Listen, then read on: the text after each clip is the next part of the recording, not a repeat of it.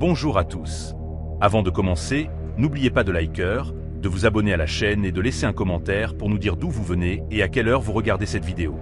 Ainsi, YouTube continuera à vous proposer des histoires comme celle-ci. Maintenant, commençons. Ce samedi après-midi de début mars, ma mère venait à peine de quitter l'allée de notre maison quand j'ai commencé à penser à cette lasagne surgelée dans le congélateur. C'était un de ces jours gris où les nuages pendaient si bas qu'on aurait dit qu'on pouvait les toucher. Elle m'avait laissé seule pour la première fois depuis des mois, me faisant confiance pour quelques heures pendant qu'elle allait chercher ma grand-mère à l'aéroport, à 2 heures de route.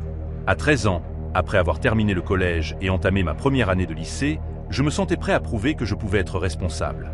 Notre maison se trouvait au bout de Bir Woodland, dans une banlieue tranquille près de Détroit.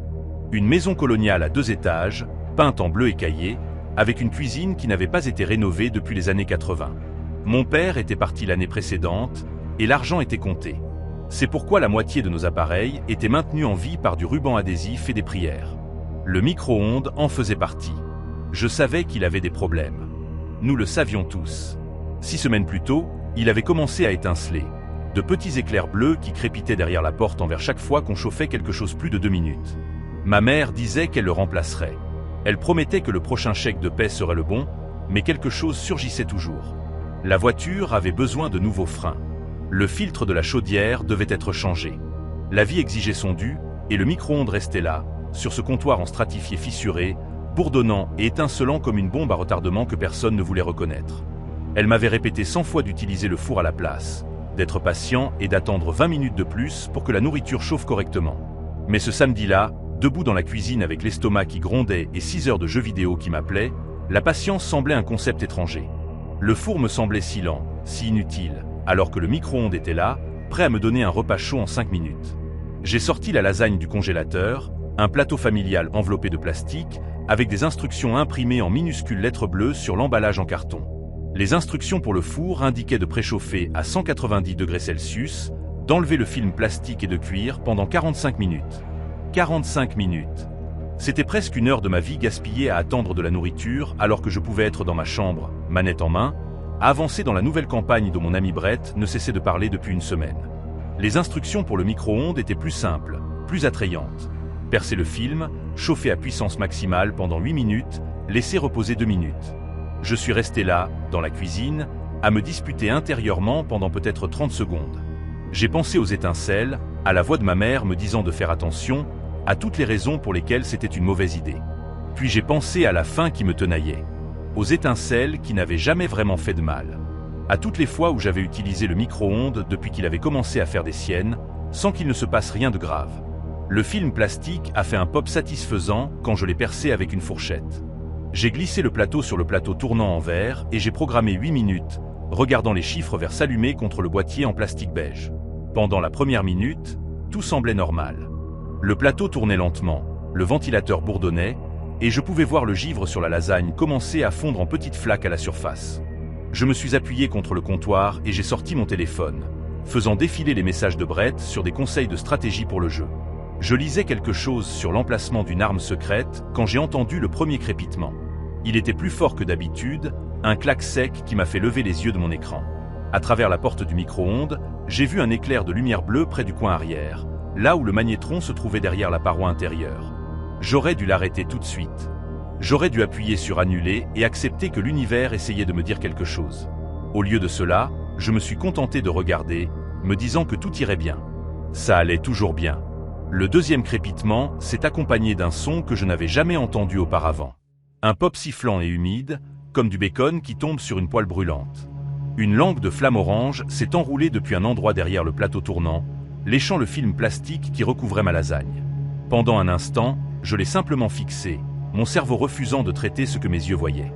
Du feu. Il y avait vraiment du feu à l'intérieur du micro-ondes. La flamme a grandi, se nourrissant du plastique en fusion, et soudain, une épaisse fumée noire a commencé à s'échapper par les interstices autour de la porte. L'odeur m'a frappé ensuite, acide et chimique, brûlant l'intérieur de mon nez et me faisant instantanément pleurer. Je me suis précipité en avant et j'ai appuyé sur le bouton d'annulation, mais le mal était déjà fait. Quand j'ai ouvert la porte d'un coup sec, une vague de chaleur m'a frappé le visage, et j'ai reculé en trébuchant alors que les flammes sautaient du plateau de lasagne carbonisé sur le rouleau d'essuie-tout que ma mère gardait à côté du micro-ondes. En quelques secondes, tout ce rouleau était devenu une torche. Les flammes montaient vers les placards en bois au-dessus du comptoir. La panique est une chose étrange.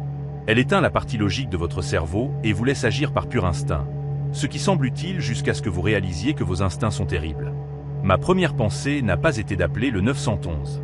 Ma première pensée n'a pas été de courir dehors et de demander de l'aide aux voisins. Ma première pensée, celle qui a consumé chaque fibre de mon être à ce moment-là, était que ma mère allait me tuer. Elle m'avait fait confiance. Elle m'avait laissé seul pour la première fois depuis des mois. Et en moins d'une heure, j'avais mis le feu à la cuisine en utilisant l'unique appareil qu'elle m'avait expressément interdit d'utiliser. Je ne pouvais pas la laisser le découvrir. Je ne pouvais pas laisser qui que ce soit le découvrir. Au lieu de faire quoi que ce soit d'intelligent, au lieu de suivre les consignes de sécurité incendie qu'on nous avait enseignées à l'école, j'ai attrapé un torchon dans le tiroir et j'ai commencé à frapper les flammes comme si j'essayais de tuer une guêpe. Le torchon a pris feu presque instantanément, et je l'ai lâché avec un cri, le regardant atterrir sur le sol en linoléum, où il a commencé à brûler une marque noire sur la surface jaune délavée. De l'eau. J'en avais besoin.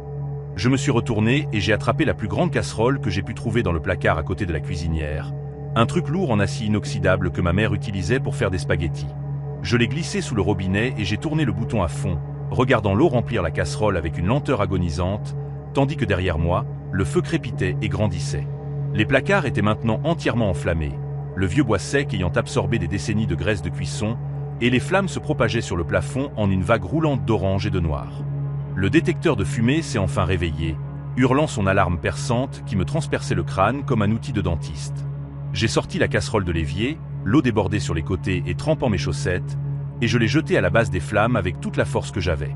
L'eau a frappé le feu avec un sifflement et un nuage de vapeur, mais cela n'a presque rien fait. Les flammes ont simplement vacillé une seconde, puis se sont rallumées avec plus de fureur qu'avant, comme si je les avais insultées en essayant quelque chose d'aussi pathétique. J'ai rempli la casserole encore et encore. Chaque fois que je jetais de l'eau sur le feu, et chaque fois, cela semblait ne rien faire. La cuisine se remplissait de fumée, des nuages gris épais qui flottaient à hauteur des yeux et rendaient la respiration impossible sans tousser. Mes poumons brûlaient, mes yeux coulaient. Je pouvais à peine voir l'évier, je tâtonnais pour trouver le robinet par mémoire, tandis que le monde autour de moi se dissolvait dans le chaos. La chaleur était incroyable, pressant contre ma peau comme si je me tenais trop près d'un feu de camp. Et je pouvais sentir les poils de mes bras commencer à se consumer. Quelque part au fond de mon esprit, une petite voix hurlait de sortir, de courir, de me sauver. Mais je continuais à me battre. Je continuais à penser que si je pouvais seulement éteindre le feu, tout irait bien. Je pourrais nettoyer le désordre, ouvrir les fenêtres, et ma mère n'aurait jamais besoin de le savoir. Cette illusion m'a maintenu en place, tandis que le feu consumait ma cuisine centimètre par centimètre. La fenêtre au-dessus de l'évier s'est brisée sous l'effet de la chaleur. Et c'est à ce moment-là que tout a changé. L'air froid de Mars s'est engouffré. Et au lieu d'aider, il a attisé les flammes comme de l'oxygène sur une braise mourante. Le feu a explosé vers l'extérieur, grimpant le long des murs avec une fureur renouvelée. Et j'ai enfin compris que j'allais mourir dans cette cuisine si je ne bougeais pas maintenant. J'ai lâché la casserole et j'ai couru vers la porte de derrière, cognant ma hanche contre la table de la cuisine assez fort pour laisser une ecchymose qui durerait des semaines.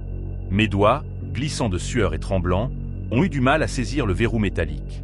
Derrière moi, j'ai entendu quelque chose s'écraser, peut-être les placards qui s'effondraient ou le plafond qui commençait à céder. Je n'ai pas regardé en arrière. J'ai simplement forcé l'ouverture de la porte et je me suis précipité dans le jardin, trébuchant sur les marches en bois et m'effondrant sur l'herbe gelée.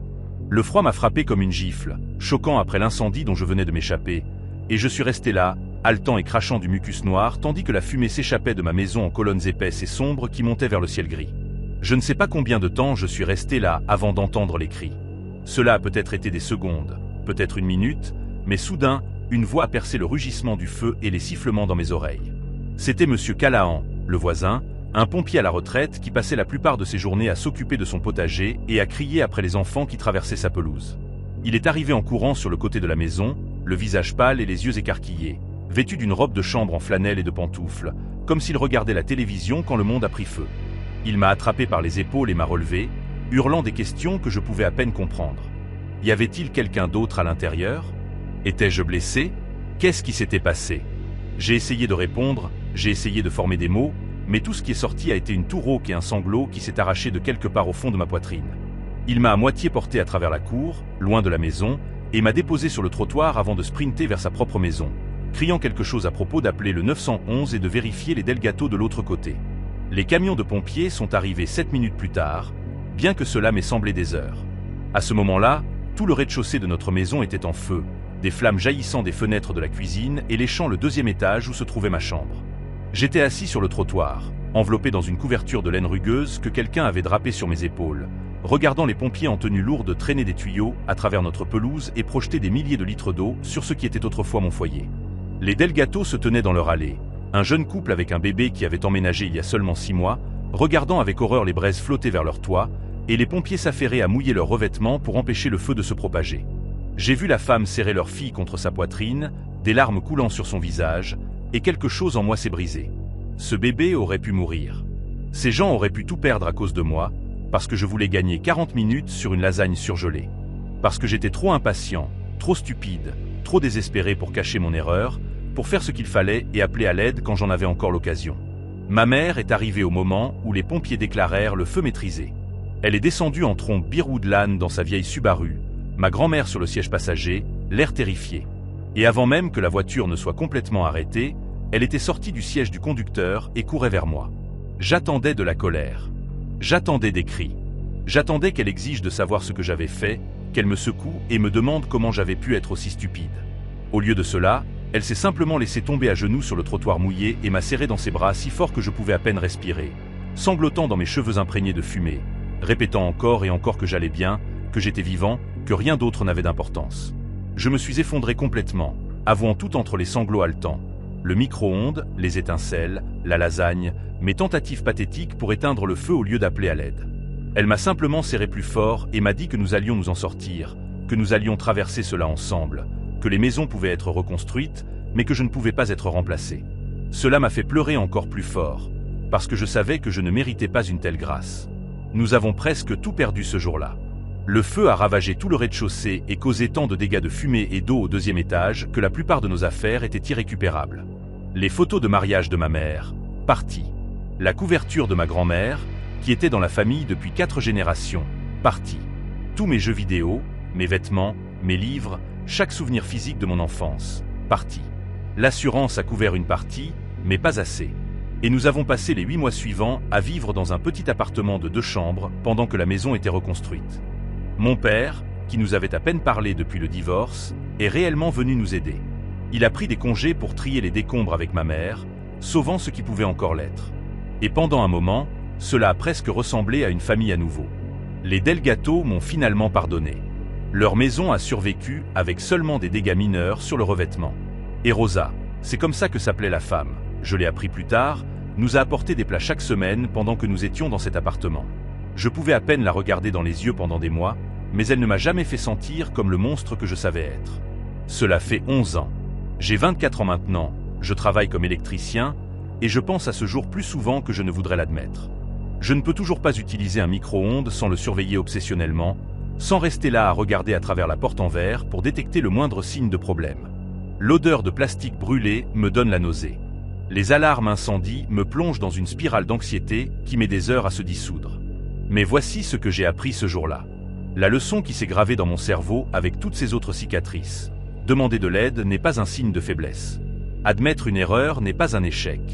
Le vrai échec, c'est de laisser l'orgueil et la peur transformer un petit problème en catastrophe. Si j'avais simplement appelé le 911 quand le feu a commencé, quand il était encore confiné au micro-ondes, ils auraient pu être là en quelques minutes. Les dégâts auraient été minimes. Personne n'aurait été en danger. Au lieu de cela, j'ai laissé ma terreur de me faire gronder faillir me tuer, ainsi que la famille d'à côté. Je partage cette histoire maintenant parce que je veux que d'autres enfants, d'autres personnes, comprennent qu'aucune erreur ne vaut la peine de mourir. Aucune punition n'est pire que ce qui peut arriver si vous essayez de cacher un feu.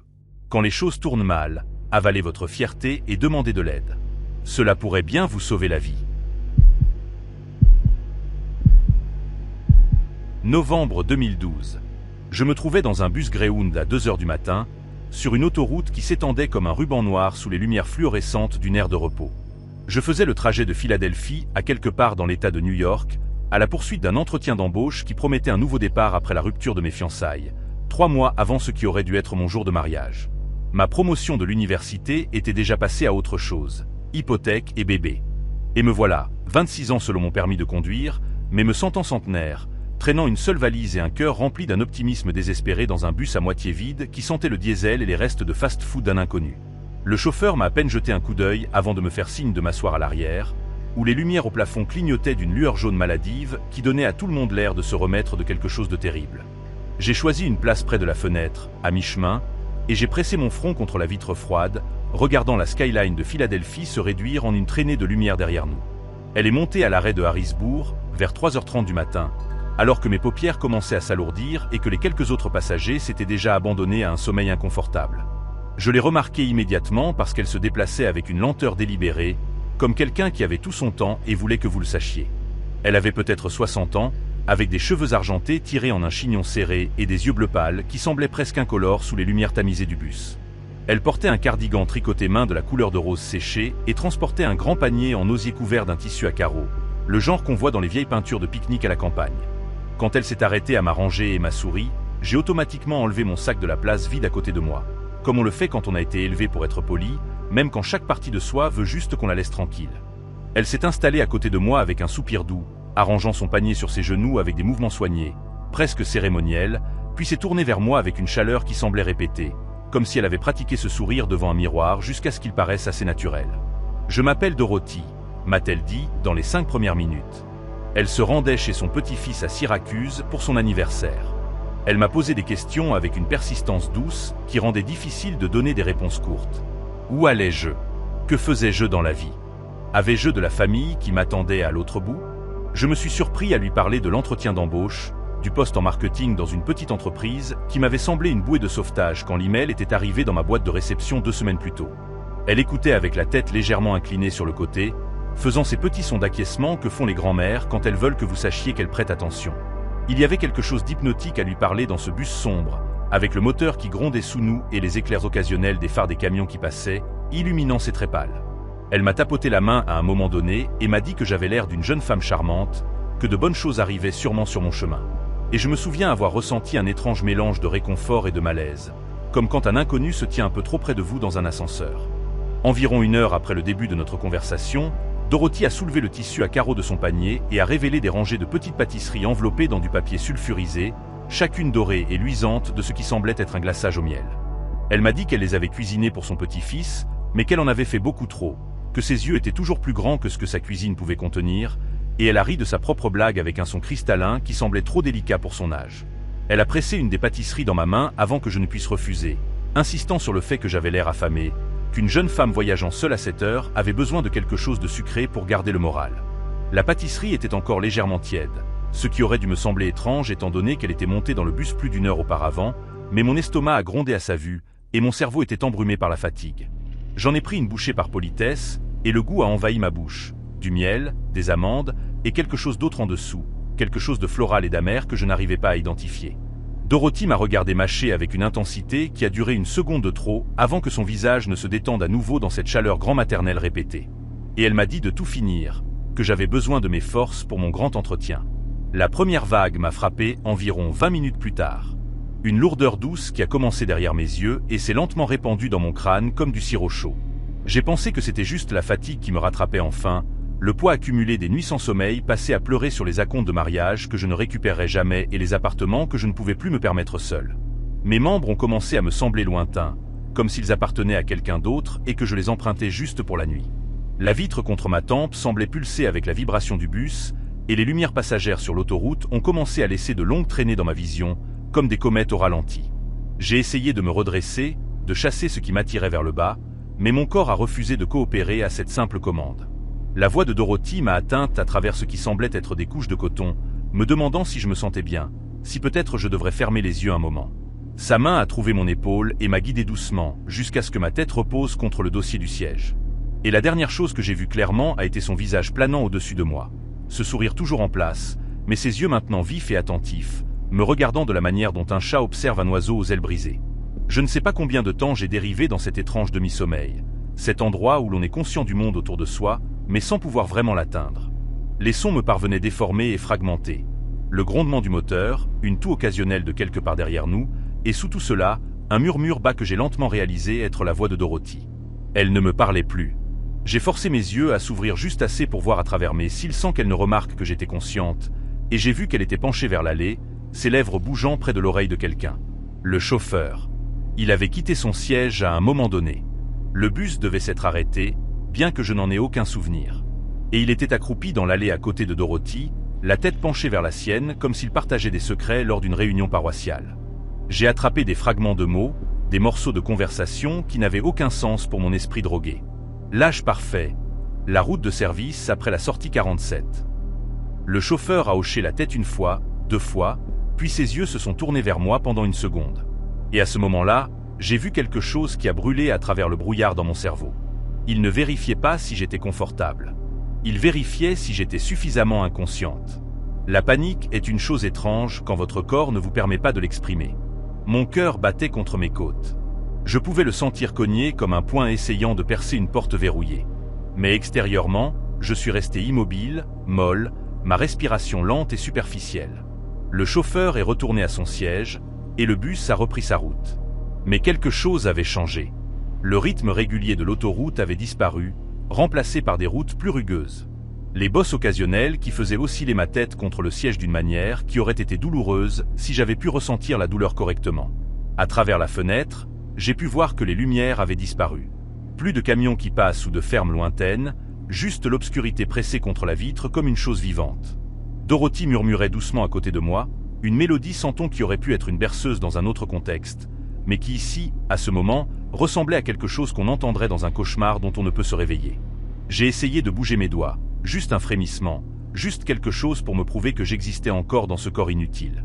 Et après ce qui m'a semblé une éternité, j'ai réussi à recroqueviller mon petit doigt contre ma paume. Ce n'était pas grand-chose, mais c'était assez pour me dire que la drogue n'était pas aussi forte qu'il le pensait.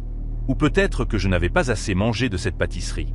Ou peut-être que la terreur pure brûlait les produits chimiques plus vite qu'il ne l'avait prévu. Le bus a ralenti et tourné à nouveau, le gravier crissant sous les pneus maintenant, et j'ai osé ouvrir les yeux un peu plus grands. Nous étions sur une sorte de route de service, le pavé fissuré et négligé, les mauvaises herbes poussant à travers l'asphalte de chaque côté. Devant, je pouvais voir une structure prendre forme dans l'obscurité. Un bâtiment bas et étendu qui aurait pu être un entrepôt ou une ancienne usine de transformation. Le genre d'endroit qui parsème les zones rurales d'entre les grandes villes comme des dents oubliées dans une mâchoire en décomposition. Il n'y avait pas de lumière aux fenêtres, mais je pouvais distinguer des véhicules garés près de l'entrée, 3 ou 4, et des silhouettes se déplaçant dans les ombres près d'un quai de chargement. Dorothy s'est déplacée à côté de moi et j'ai laissé mes yeux se fermer à nouveau, gardant ma respiration régulière, même si chaque instinct hurlait de courir, de me battre, de faire quelque chose. Elle s'est penchée près de mon oreille et a chuchoté que nous étions presque arrivés, que tout allait bien se passer, que j'allais rencontrer des gens très gentils qui m'attendaient depuis longtemps. Son haleine sentait la menthe et quelque chose d'aigre en dessous. Et j'ai réalisé avec une clarté horrible qu'elle avait déjà fait cela auparavant, probablement des dizaines de fois, prenant des bus de nuit et sélectionnant des femmes qui voyageaient seules. Des femmes que personne ne remarquerait avant qu'il ne soit trop tard. Le bus a gémi en s'arrêtant et le moteur s'est éteint, laissant derrière lui un silence si complet que j'entendais mon propre cœur battre dans mes oreilles.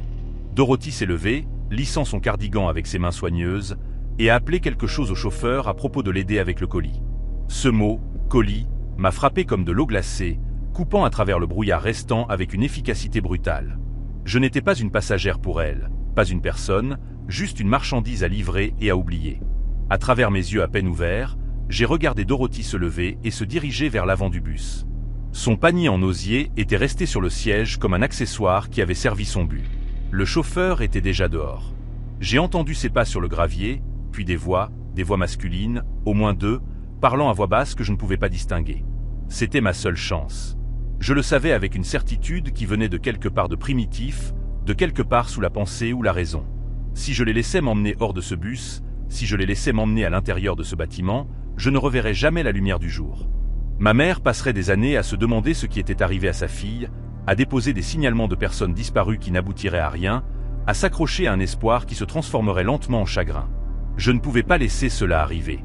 J'ai refusé de laisser cela arriver. Mon corps s'est mis en mouvement avant que mon esprit ne s'engage pleinement dans le plan.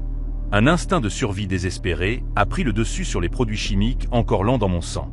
Je me suis forcé à me redresser, luttant contre le vertige qui menaçait de me faire retomber, et ma main a trouvé mon sac toujours coincé entre le siège et le mur où je l'avais laissé des heures plus tôt, la fenêtre. Je me suis tourné pour lui faire face, mes doigts maladroits et peu coopératifs cherchant la poignée d'urgence que je savais devoir être là quelque part. Les bus Greyhound en sont équipés. Je m'en souvenais d'avoir lu cela quelque part. De petites poignées rouges qui libèrent les fenêtres en cas d'accident. Les voix à l'extérieur devenaient plus fortes. Quelqu'un a ri et j'ai entendu Dorothy dire quelque chose à propos de la fille étant petite, facile à déplacer. Mes doigts ont trouvé la poignée et j'ai tiré avec tout ce qu'il me restait, ce qui n'était pas grand-chose, mais c'était suffisant. La fenêtre s'est ouverte vers l'extérieur avec un bruit qui m'a semblé assourdissant dans le silence. Et je n'ai pas réfléchi, je n'ai pas hésité, je me suis simplement poussé à travers l'ouverture la tête la première, tombant dans l'air froid de novembre et heurtant le sol assez fort pour me couper le souffle. La douleur a explosé dans mon épaule et ma hanche, mais j'étais déjà en train de me débattre, rampant à quatre pattes vers l'obscurité au bord de la propriété où les mauvaises herbes poussaient hautes et où les arbres commençaient. Quelqu'un a crié derrière moi, une voix d'homme aiguë de surprise et de colère. Et j'ai entendu des pas marteler le gravier, plusieurs ensembles convergeant vers l'endroit où j'avais atterri. Mais j'étais déjà dans les hautes herbes, mes mains et mes genoux déchirant les tiges sèches et les broussailles épineuses, me déplaçant à l'adrénaline pure, et la connaissance désespérée que m'arrêter signifiait la mort, ou quelque chose de pire que la mort. La drogue tirait toujours sur moi, rendait chaque mouvement comme si je nageais dans du sirop. Mais la peur est sa propre médecine, et la mienne était assez puissante pour me maintenir en mouvement. J'ai atteint la lisière des arbres et me suis forcé à me relever, utilisant un tronc comme support. Puis j'ai couru. J'ai couru à l'aveugle à travers des branches qui fouettaient mon visage et des racines qui essayaient d'attraper mes chevilles. J'ai couru jusqu'à ce que mes poumons brûlent et que mes jambes supplient pour la miséricorde. J'ai couru jusqu'à ce que les cris derrière moi deviennent lointains et confus, s'étalant alors qu'ils cherchaient dans les mauvaises directions. Je ne sais pas combien de temps j'ai couru ni jusqu'où. Le temps était devenu sans signification, mesuré seulement en battements de cœur et en respiration saccadée. Mais finalement, j'ai trébuché sur une route goudronnée, une vraie route avec des lignes jaunes délavées au centre. Et je l'ai suivie avec les dernières réserves de force que je possédais jusqu'à ce que j'aperçoive des lumières devant moi. Une station-service brillant comme un phare dans l'obscurité pré-aube. Le préposé était un jeune homme nommé Case. Je m'en souviens parce que je lui ai fait répéter son nom 3 fois avant de croire qu'il était réel. Avant de croire que tout cela était réel. Il m'a trouvé effondré contre la machine à glace à l'extérieur, tremblante et couverte de terre et de sang séché de dizaines d'égratignures dont je ne me souvenais pas m'être faite. Il a appelé la police pendant que j'étais assise dans le bureau arrière, enveloppé dans une couverture qui sentait l'huile moteur et les cigarettes. Les odeurs les plus belles que j'ai jamais rencontrées parce qu'elles signifiaient la sécurité. Elles signifiaient la survie. Les officiers qui sont arrivés m'ont traité avec un scepticisme qui s'est lentement transformé en horreur alors que je décrivais ce qui s'était passé. Alors qu'ils me reconduisaient le long de l'itinéraire, j'ai trébuché et retrouvé la route de service, trouvé l'entrepôt. Il était vide, bien sûr. Dorothy, le chauffeur et ceux qui m'attendaient avaient disparu comme de la fumée, ne laissant derrière eux que des traces de pneus et un seul panier en osier avec un tissu à carreaux qui a donné positif aux traces de Rohypnol. Ils ne les ont jamais attrapés, aucun d'eux. La compagnie de bus n'avait aucun enregistrement d'un chauffeur correspondant à la description que j'avais donnée. Et Dorothy, si c'était même son nom, n'existait nulle part dans les bases de données accessibles au FBI. Parfois, je me demande combien de femmes elle a livrées avant moi, combien après, combien sont encore là-bas dans l'obscurité, attendant que quelqu'un vienne les chercher. Je suis retourné vivre chez ma mère après cela. J'ai pris un emploi dans une librairie locale, reconstruit ma vie pièce par pièce. Mais je n'ai plus jamais pris de bus depuis cette nuit-là, et je ne le ferai plus jamais. Et chaque fois que je vois une femme plus âgée avec un panier et ce sourire grand maternel particulier, je traverse la rue et je ne me retourne pas. Conduire pour une application de covoiturage était censé être temporaire, juste quelque chose pour m'aider à rembourser mes prêts étudiants pendant que ma véritable carrière se mettait en place. À l'automne 2017, mon diplôme universitaire, obtenu 2 ans plus tôt, était déjà recouvert de poussière tandis que je passais mes nuits à récupérer des étudiants ivres et des hommes d'affaires ayant besoin de trajets vers l'aéroport à des heures indues. Ce vendredi soir-là a commencé comme les autres. J'avais activé l'application vers 21h, espérant attraper la foule des bars et peut-être glisser quelques courses d'essence avant de terminer vers 2h du matin. Les premières heures se sont déroulées sans incident, principalement des trajets courts en centre-ville, un couple se rendant à une salle de concert, le tout habituel. Vers minuit, je me suis garé sur le parking d'une station-service près de la route 34 pour prendre un café et vérifier mon téléphone. L'application était lente depuis environ 20 minutes et je me demandais si je ne devais pas simplement rentrer plus tôt. C'est alors que la notification est arrivée et je me souviens d'avoir fixé l'écran plus longtemps que je n'aurais dû. Le lieu de prise en charge se trouvait à environ 24 km en dehors de la ville, sur Miller Road, là où les réverbères s'arrêtaient et où commençaient les terres agricoles. Le passager avait une note de 4,2, ce qui n'était pas génial, mais pas terrible non plus. La destination indiquait simplement « station-service », ce qui était assez vague pour me faire hésiter. Tout mon instinct me disait de refuser cette course.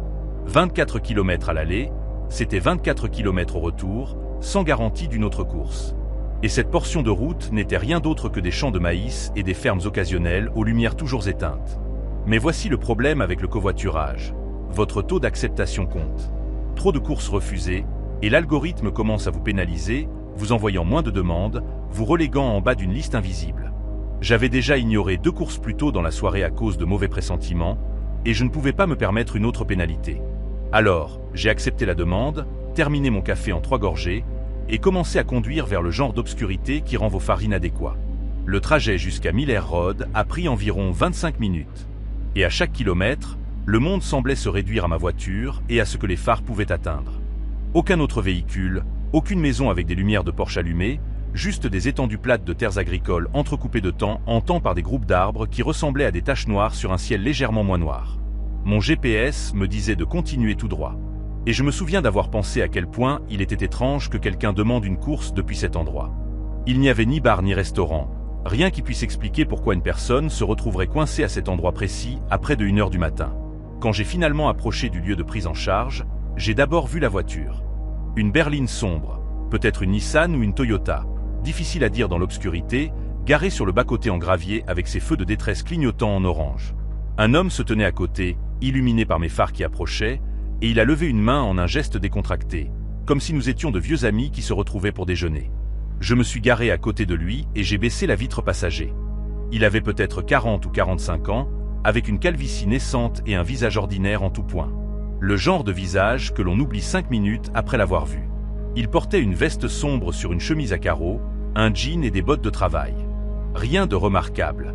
Il s'est penché pour regarder à l'intérieur de ma voiture, et quand il a souri, cela semblait répéter, comme s'il avait pratiqué devant un miroir jusqu'à ce que cela paraisse assez naturel. Il a dit s'appeler Denny et a pointé sa voiture du doigt, expliquant qu'il avait heurté quelque chose sur la route environ 1 heure plus tôt et que le pneu s'était dégonflé. Pas de roue de secours dans le coffre, téléphone presque mort. Alors, il avait demandé une course jusqu'à la station-service la plus proche pour obtenir de l'aide. Tout cela semblait raisonnable.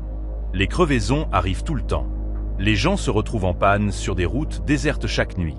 Mais quelque chose dans la manière dont il jetait des regards en arrière vers sa voiture, de petits coups d'œil rapides comme s'il vérifiait qu'elle était toujours là, m'a fait regretter de ne pas avoir écouté mon instinct plus tôt et refusé cette course quand j'en avais l'occasion. Il est monté à l'arrière et j'ai immédiatement remarqué l'odeur. Elle était faible au début, quelque chose de métallique sous l'odeur plus forte de sueur et ce qui aurait pu être de l'essence. J'ai pensé qu'il avait peut-être bricolé sa voiture en essayant de réparer le pneu lui-même, s'était peut-être coupé la main sur quelque chose, avait peut-être eu de l'essence sur ses vêtements en regardant sous le capot. Les gens sentent toutes sortes de choses, et j'avais appris à ne pas juger. J'ai confirmé la destination sur mon application, une station-service à environ 19 km à l'est, et j'ai commencé à conduire.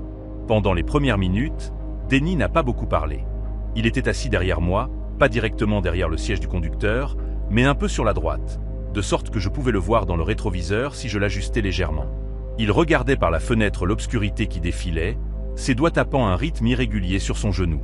Quand j'ai essayé d'engager une conversation anodine, lui demandant s'il vivait dans le coin, il m'a donné une réponse vague sur le fait de rendre visite à un ami qui avait une ferme à proximité. Je lui ai demandé quelle ferme, et il a simplement dit que je ne la connaissais probablement pas. Environ 5 minutes après le début du trajet, Denny s'est penché légèrement en avant et a demandé si nous pouvions changer de destination. Il a dit que son pote habitait en réalité plus près de Ridgewood, une petite ville à environ 48 km dans la direction opposée à celle où nous nous dirigions. Il a dit que son pote pouvait venir le chercher de là-bas, que ce serait plus facile que de s'occuper de la station-service et d'un dépanneur à cette heure-ci. Je lui ai dit que c'était un changement assez important, que cela ajouterait beaucoup au tarif, mais il a agité la main comme si l'argent n'était pas un problème. Il y avait quelque chose dans la manière dont il a dit qui m'a mis mal à l'aise. Cette indifférence décontractée envers le coup de la part d'un gars dont la voiture n'avait même pas de roue de secours dans le coffre. Mais j'étais déjà là, au milieu de nulle part, et une course plus longue signifiait plus d'argent. Alors, j'ai mis à jour la destination et j'ai pris le prochain virage à gauche sur la route de Comté-Neuf. Cette route était encore plus sombre que Miller Road, si c'était possible, avec des arbres qui pressaient de près des deux côtés comme des murs. Denny s'est rassis sur son siège, et je l'ai surpris en train de vérifier son téléphone, l'écran illuminant son visage par bribes. Il ne textait personne. Il regardait une carte. J'ai essayé de me concentrer sur la route, mais mon esprit ne cessait de revenir à de petits détails qui ne collaient pas. S'il avait dit que son téléphone était presque mort, pourquoi l'utilisait-il pour regarder des cartes au lieu de conserver la batterie? Pourquoi changer de destination aussi radicalement après que j'avais déjà commencé à conduire? Et cette odeur, cette note cuivrée que je continuais à capter chaque fois qu'il bougeait sur son siège. Elle ne disparaissait pas. J'ai ajusté mon rétroviseur de quelques degrés, essayant d'avoir une meilleure vue sur lui sans être évident. C'est alors que j'ai remarqué ses mains. Dans la lueur d'une lumière de ferme qui passait, juste un éclair d'illumination à travers la vitre. J'ai vu que ses articulations étaient sombres de quelque chose. Cela aurait pu être de la graisse. Cela aurait pu être de la saleté. Cela aurait pu être sans chose, mais cela ne ressemblait pas à de la graisse. Cela semblait humide. Denny m'a surprise en train de le regarder dans le rétroviseur et nos yeux se sont rencontrés pendant une seconde. Il a souri de ce même sourire répété et a demandé si tout allait bien. Je lui ai dit que je vérifiais juste les cerfs, qu'ils aimaient sauter sur les routes comme celle-ci. Il a hoché la tête lentement et a dit que c'était intelligent, qu'un cerf pouvait vraiment gâcher une soirée. Nous avons conduit en silence pendant encore 10 minutes, et plus nous nous éloignions de la route principale, plus ma poitrine se serrait d'un sentiment que je ne pouvais pas nommer. Puis mon téléphone a vibré avec une alerte d'actualité, et j'ai jeté un coup d'œil à l'écran sans réfléchir. Les chaînes locales avaient envoyé des notifications toute la nuit à propos d'un concert et des retards de circulation, alors je m'attendais à quelque chose de routinier. Au lieu de cela, le titre m'a fait lever le pied de l'accélérateur involontairement. Il disait que la police répondait à une perturbation domestique sur Franklin Farm Road, qui se trouvait peut-être à 5 km de l'endroit où j'avais pris Denny en charge. L'aperçu de l'article mentionnait qu'une femme avait appelé le 911, mais que l'appel avait été coupé. Et quand les officiers sont arrivés, ils ont trouvé des signes de lutte. Aucun suspect, aucun détail supplémentaire. L'enquête était en cours. J'ai relevé les yeux vers la route, ma prise sur le volant se resserrant. Franklin Farm Road. Denny avait dit qu'il rendait visite à un ami dans une ferme à proximité. Il avait été vague sur laquelle. Avait changé de sujet quand j'avais insisté. Et maintenant, il voulait que je le conduise à 48 km dans la direction opposée, loin de cette zone, loin de ce qui s'était passé dans cette ferme. Mon esprit a commencé à tourner à travers les options. Aucune n'était bonne. Je ne pouvais pas simplement arrêter la voiture et lui dire de descendre. Pas sur une route sombre et déserte sans témoin et sans aide à des kilomètres à la ronde. Je ne pouvais pas appeler le 911 sans qu'il m'entende. Et même si je le pouvais, que dirais-je? Que mon passager avait les mains sales et sentait drôle, qu'il avait changé de destination. Rien de tout cela n'était une preuve de quoi que ce soit. Pour ce que j'en savais, l'alerte d'actualité était une coïncidence, et Denny était vraiment juste un gars malchanceux avec un pneu crevé. Mais je n'y croyais plus. La partie rationnelle de mon cerveau essayait de trouver des explications innocentes, mais mon corps avait déjà décidé que quelque chose n'allait pas. Mon cœur battait si fort que je pouvais le sentir dans ma gorge, et je devais me concentrer pour garder ma respiration régulière afin qu'il ne remarque rien. Denny a parlé soudainement, me faisant sursauter. Il a demandé si je pouvais éteindre la climatisation parce qu'il avait froid. J'ai tendu la main vers les commandes avec une main que j'ai forcée à rester stable, ajustant la température même si je n'avais même pas allumé la climatisation. C'était octobre et le chauffage était allumé à bas régime. Il m'a remercié de cette voix plate et polie, puis a posé une autre question, aussi décontractée que possible. Il voulait savoir depuis combien de temps j'étais chauffeur de covoiturage. Je lui ai dit environ 1 an, gardant mes réponses courtes, essayant de ne pas laisser ma voix trembler. Il a dit que c'était intéressant, qu'il pariait que je rencontrais beaucoup de gens différents en faisant ce travail. J'ai acquiescé que c'était le cas. Puis il a demandé si j'avais déjà eu peur de prendre des inconnus en pleine nuit au milieu de nulle part. La question est restée en suspens entre nous comme de la fumée. Je pouvais voir son visage dans le rétroviseur, à moitié éclairé par la lueur du tableau de bord, et il me regardait avec une expression que je ne pouvais pas déchiffrer. Je lui ai dit non, que la plupart des gens étaient juste des gens normaux essayant d'aller quelque part. Il a hoché la tête lentement et a dit que c'était bien, que la peur pouvait faire des choses stupides aux gens. C'est à ce moment-là que j'ai pris ma décision. À environ 3 km devant, je savais qu'il y avait un relais routier ouvert 24h, 24 juste à la sortie de l'autoroute, un endroit appelé Biggerless qui s'adressait aux routiers et avait toujours au moins une douzaine de camions garés sur son parking à n'importe quel moment de la journée. Je m'y étais arrêté avant pour prendre un café lors de nuits calmes, et je me souvenais des lumières fluorescentes vives, des caméras de sécurité montées à chaque coin, du flux constant de routiers allant et venant. Si je pouvais y arriver, je serais entouré de gens et de témoins. J'ai dit à Denny que je devais m'arrêter pour faire le plein, que mon réservoir était bas, et que je ne voulais pas risquer de tomber en panne sur ces routes de campagne. Je l'ai observé attentivement en le disant, cherchant un signe qu'il savait ce que je faisais vraiment. Sa mâchoire s'est légèrement crispée, juste un petit frémissement de tension, mais ensuite il a haussé les épaules et a dit que c'était bien, qu'il n'était pas particulièrement pressé. Les 15 minutes suivantes ont semblé durer des heures. Chaque fois qu'il bougeait sur la banquette arrière, chaque fois qu'il se raclait la gorge ou changeait de position, je m'attendais à ce que quelque chose de terrible se produise. J'ai gardé les deux mains sur le volant et les yeux fixés sur la route devant moi, comptant les kilomètres dans ma tête comme une prière. Quand les lumières de Biggerless sont enfin apparues à travers les arbres, j'ai presque pleuré de soulagement. Je me suis garé sur le parking juste à côté de l'entrée, sous la lumière la plus vive que j'ai pu trouver, entouré d'au moins 8 ou 9 camions garés. J'ai dit à Denny que je ne serais absent qu'une minute et je suis sorti de la voiture avant qu'il ne puisse répondre, marchant rapidement vers le bâtiment sans me retourner. À l'intérieur, je me suis dirigé droit vers le comptoir et j'ai demandé à la femme qui y travaillait si je pouvais utiliser leur téléphone. J'ai dit que le mien était mort. Elle m'a jeté un regard étrange mais m'a tendu le téléphone du magasin et j'ai appelé le 911. Je leur ai tout dit. Le lieu de prise en charge près de Franklin Farm Road, l'alerte d'actualité concernant la perturbation, les taches sur ses mains, le changement de destination, tout cela sortant en un flot précipité. Le répartiteur m'a dit de rester à l'intérieur et que des officiers étaient envoyés à mon emplacement. J'ai raccroché et me suis retourné pour regarder à travers la vitre ma voiture. Denny avait disparu. La banquette arrière était vide, la porte grande ouverte. J'ai balayé le parking frénétiquement du regard, mais il n'y avait aucun signe de lui nulle part, comme s'il s'était simplement dissous dans l'obscurité entre les camions. La police est arrivée environ 12 minutes plus tard. 2 voitures de patrouille avec leurs gyrophares rouges et bleus balayant l'asphalte humide. J'ai fait ma déposition, décrit Denny avec autant de détails que je pouvais me souvenir, leur ai parlé de la voiture avec les feux de détresse sur Miller Road. Un des officiers s'est éloigné pour passer un appel radio, et quand il est revenu, son expression avait changé en quelque chose de plus dur et de plus sérieux.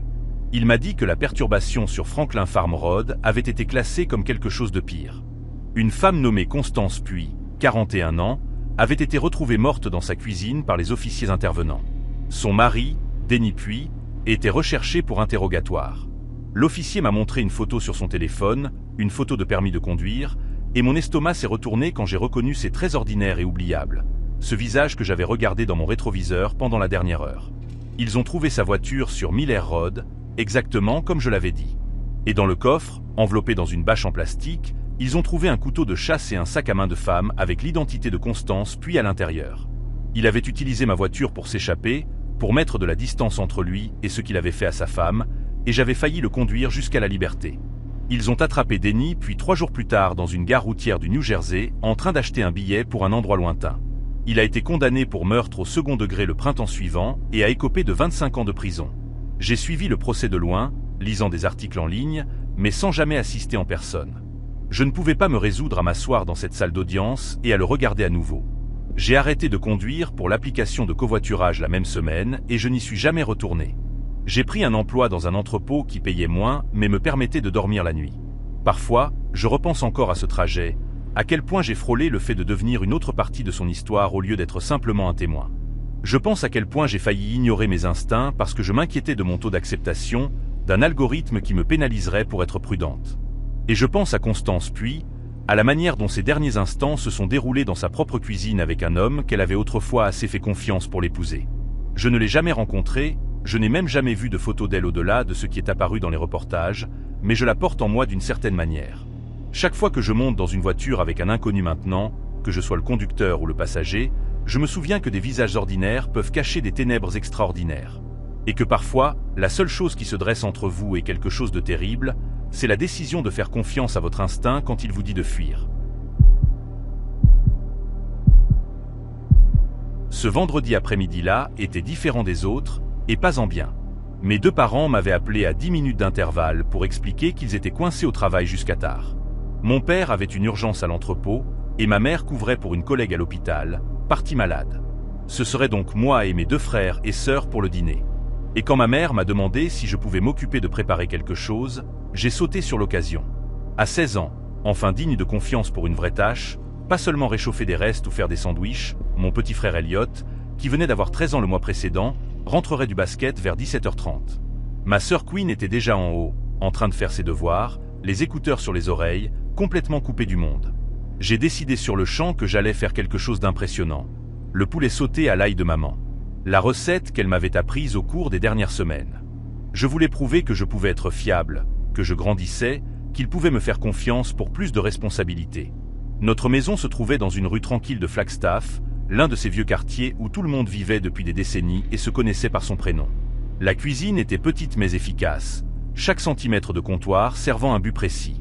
Maman gardait son équipement de cuisine organisé avec une précision presque militaire. Les cuillères en bois dans le pot en céramique près de la cuisinière. Les couteaux sur la barre magnétique. Les planches à découper empilées par taille dans le placard sous l'île centrale.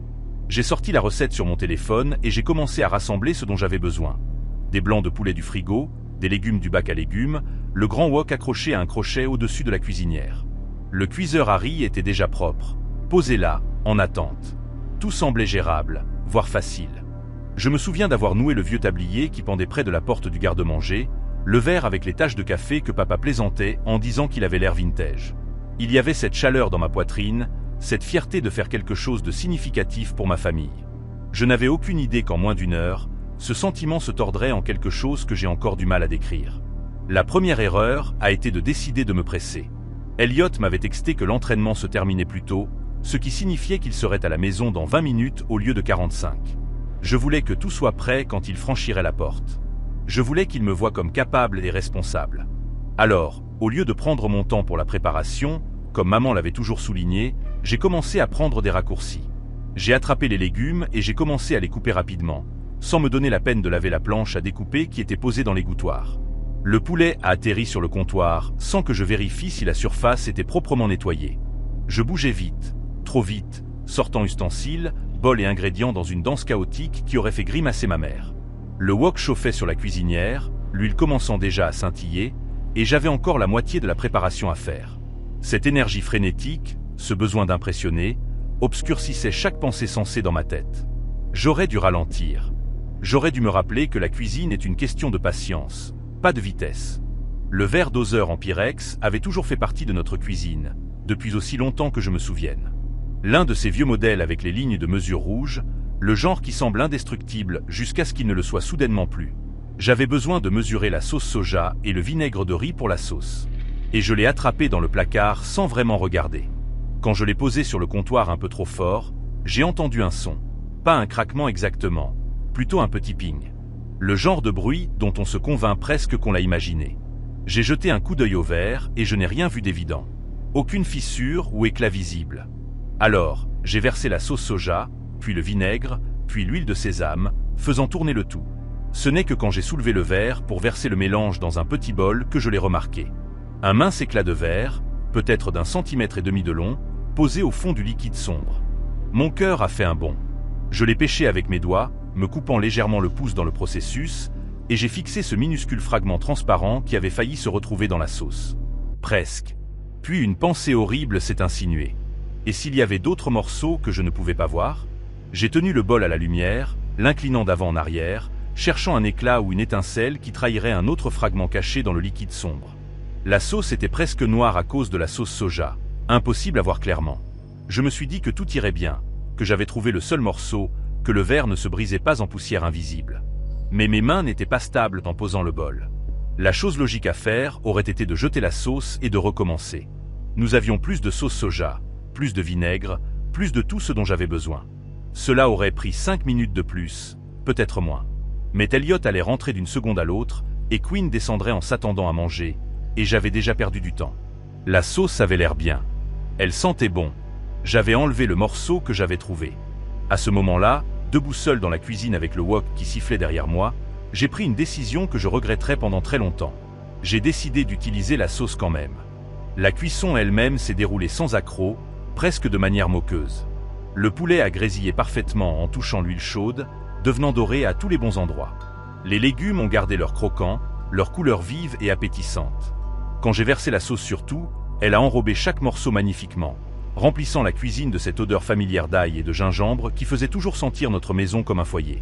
J'ai entendu la porte d'entrée s'ouvrir alors que je transférais tout dans le grand bol de service, et la voix d'Elliot a retenti, demandant ce qui sentait si bon.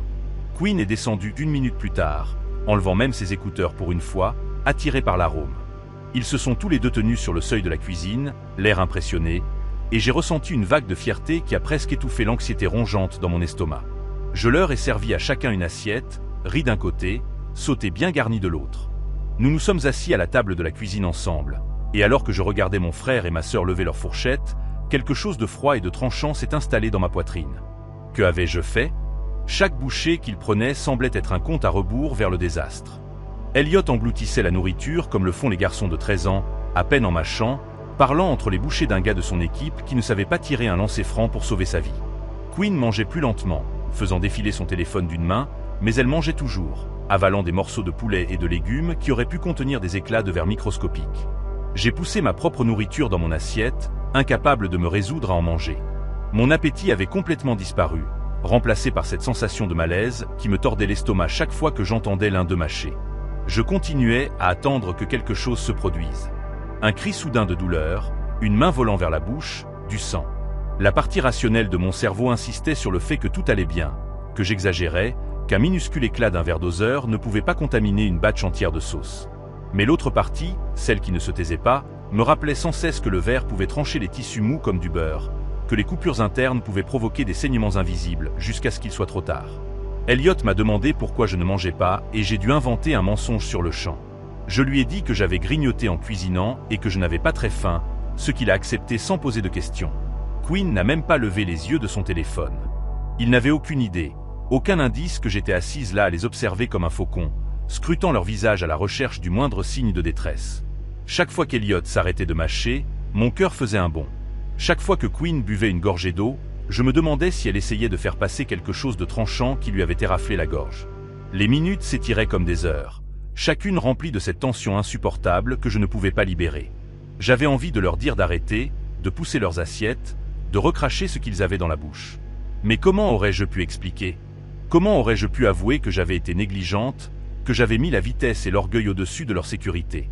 La honte de tout cela pesait sur moi comme un poids physique, rendant chaque respiration difficile. Alors je suis resté assise en silence, souriant quand ils complimentaient la nourriture, mourant un peu à l'intérieur à chaque mot de louange. Le repas s'est terminé sans incident, mais mon cauchemar était loin d'être terminé. Elliot a fini le premier, raclant son assiette et demandant s'il y en avait plus. Je lui ai dit non, que je n'avais fait qu'une portion par personne, ce qui était un mensonge. Il en restait beaucoup dans le bol sur le comptoir. Mais je ne pouvais pas le laisser en manger une bouchée de plus. Je ne pouvais pas laisser qui que ce soit en manger une bouchée de plus.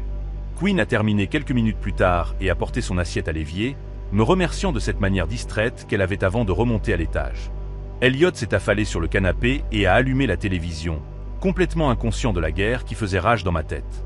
J'ai commencé à nettoyer, bougeant mécaniquement, rinçant les assiettes et essuyant les comptoirs tandis que mon esprit s'enfonçait dans des scénarios catastrophes. Je continuais à penser à ces émissions médicales que ma mère regardait, celles où les patients arrivaient avec des saignements internes mystérieux que personne ne pouvait expliquer.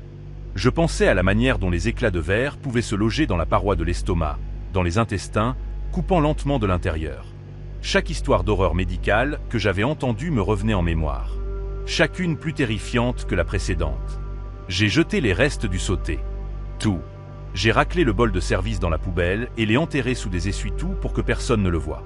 Le verre doseur est également parti à la poubelle, enveloppé dans du papier journal pour que le bord brisé ne perce pas le sac. Je détruisais des preuves, me suis-je rendu compte, comme un criminel effaçant ses traces. Mais que pouvais-je faire d'autre? Si je disais la vérité maintenant, après qu'ils avaient déjà mangé, cela ne ferait que provoquer la panique sans rien changer. Les dégâts, s'il y en avait, étaient déjà faits.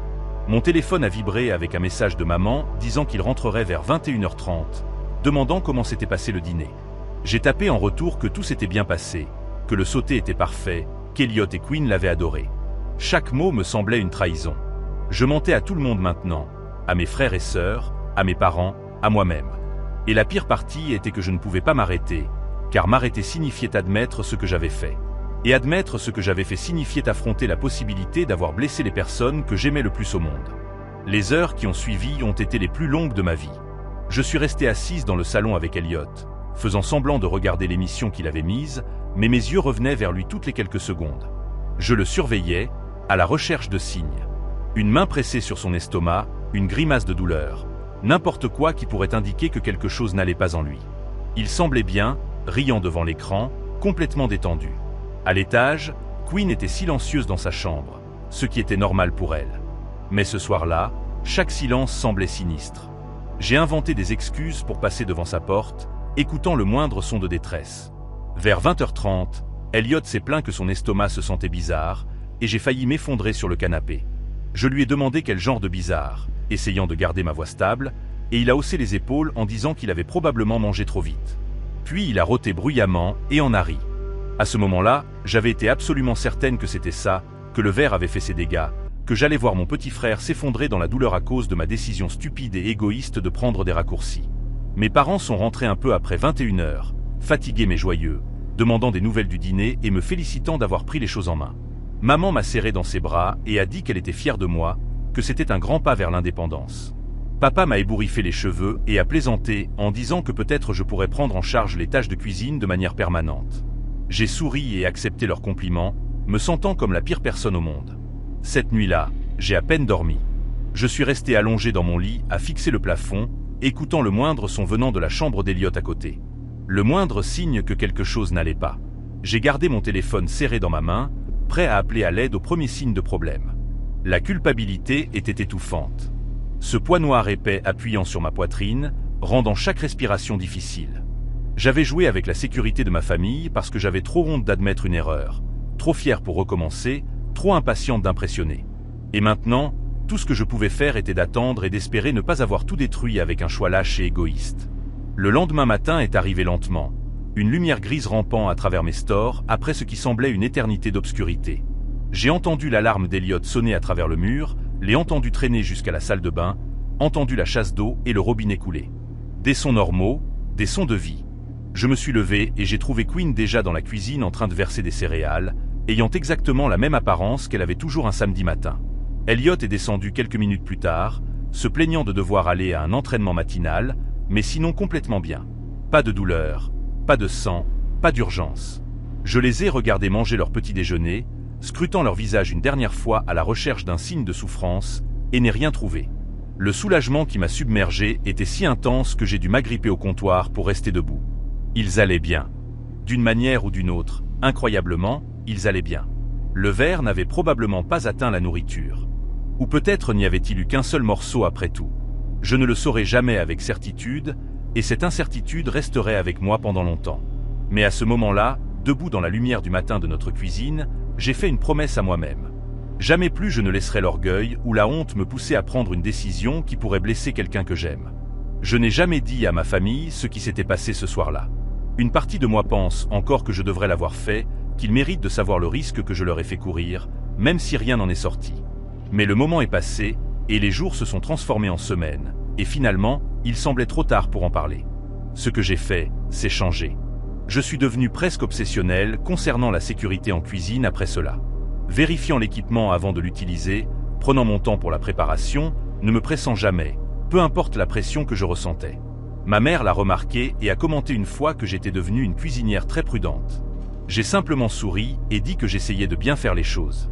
Elle n'avait aucune idée du poids que portaient ces mots. Parfois, tard le soir, je repense encore à ce vendredi soir. Je pense à quel point j'ai frôlé le fait de causer un vrai mal.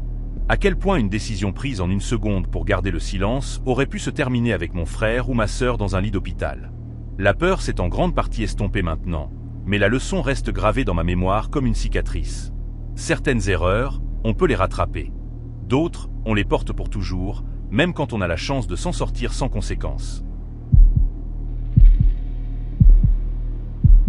Trouver un logement abordable à Denver était devenu mon cauchemar personnel bien avant que je ne rencontre la personne qui transformerait ma vie réelle en un véritable cauchemar.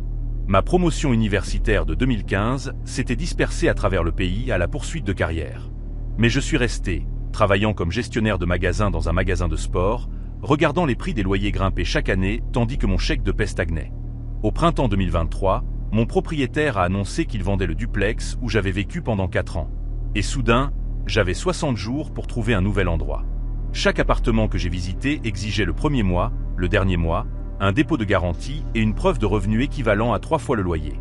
Mon compte d'épargne contenait peut-être $2000. Mes parents vivaient en Arizona avec un revenu fixe et ne pouvaient pas m'aider. J'ai commencé à regarder les situations de colocation par pur désespoir, faisant défiler les annonces tard le soir après les fermetures, espérant trouver quelque chose qui ne drainerait pas chaque dollar que je gagnais. L'annonce pour la maison sur Sycamore Drive semblait presque trop belle. Une maison de 3 chambres où un locataire venait de déménager, laissant une chambre meublée disponible pour 600 $ par mois, charges comprises. Le locataire actuel était un homme nommé Darren Whitfield, qui se décrivait comme calme, propre et respectueux des limites. Je lui ai envoyé un message un samedi matin, et il a répondu en quelques minutes, m'invitant à venir voir l'endroit cet après-midi-là. Quand je me suis garé, la maison avait l'air correct de l'extérieur.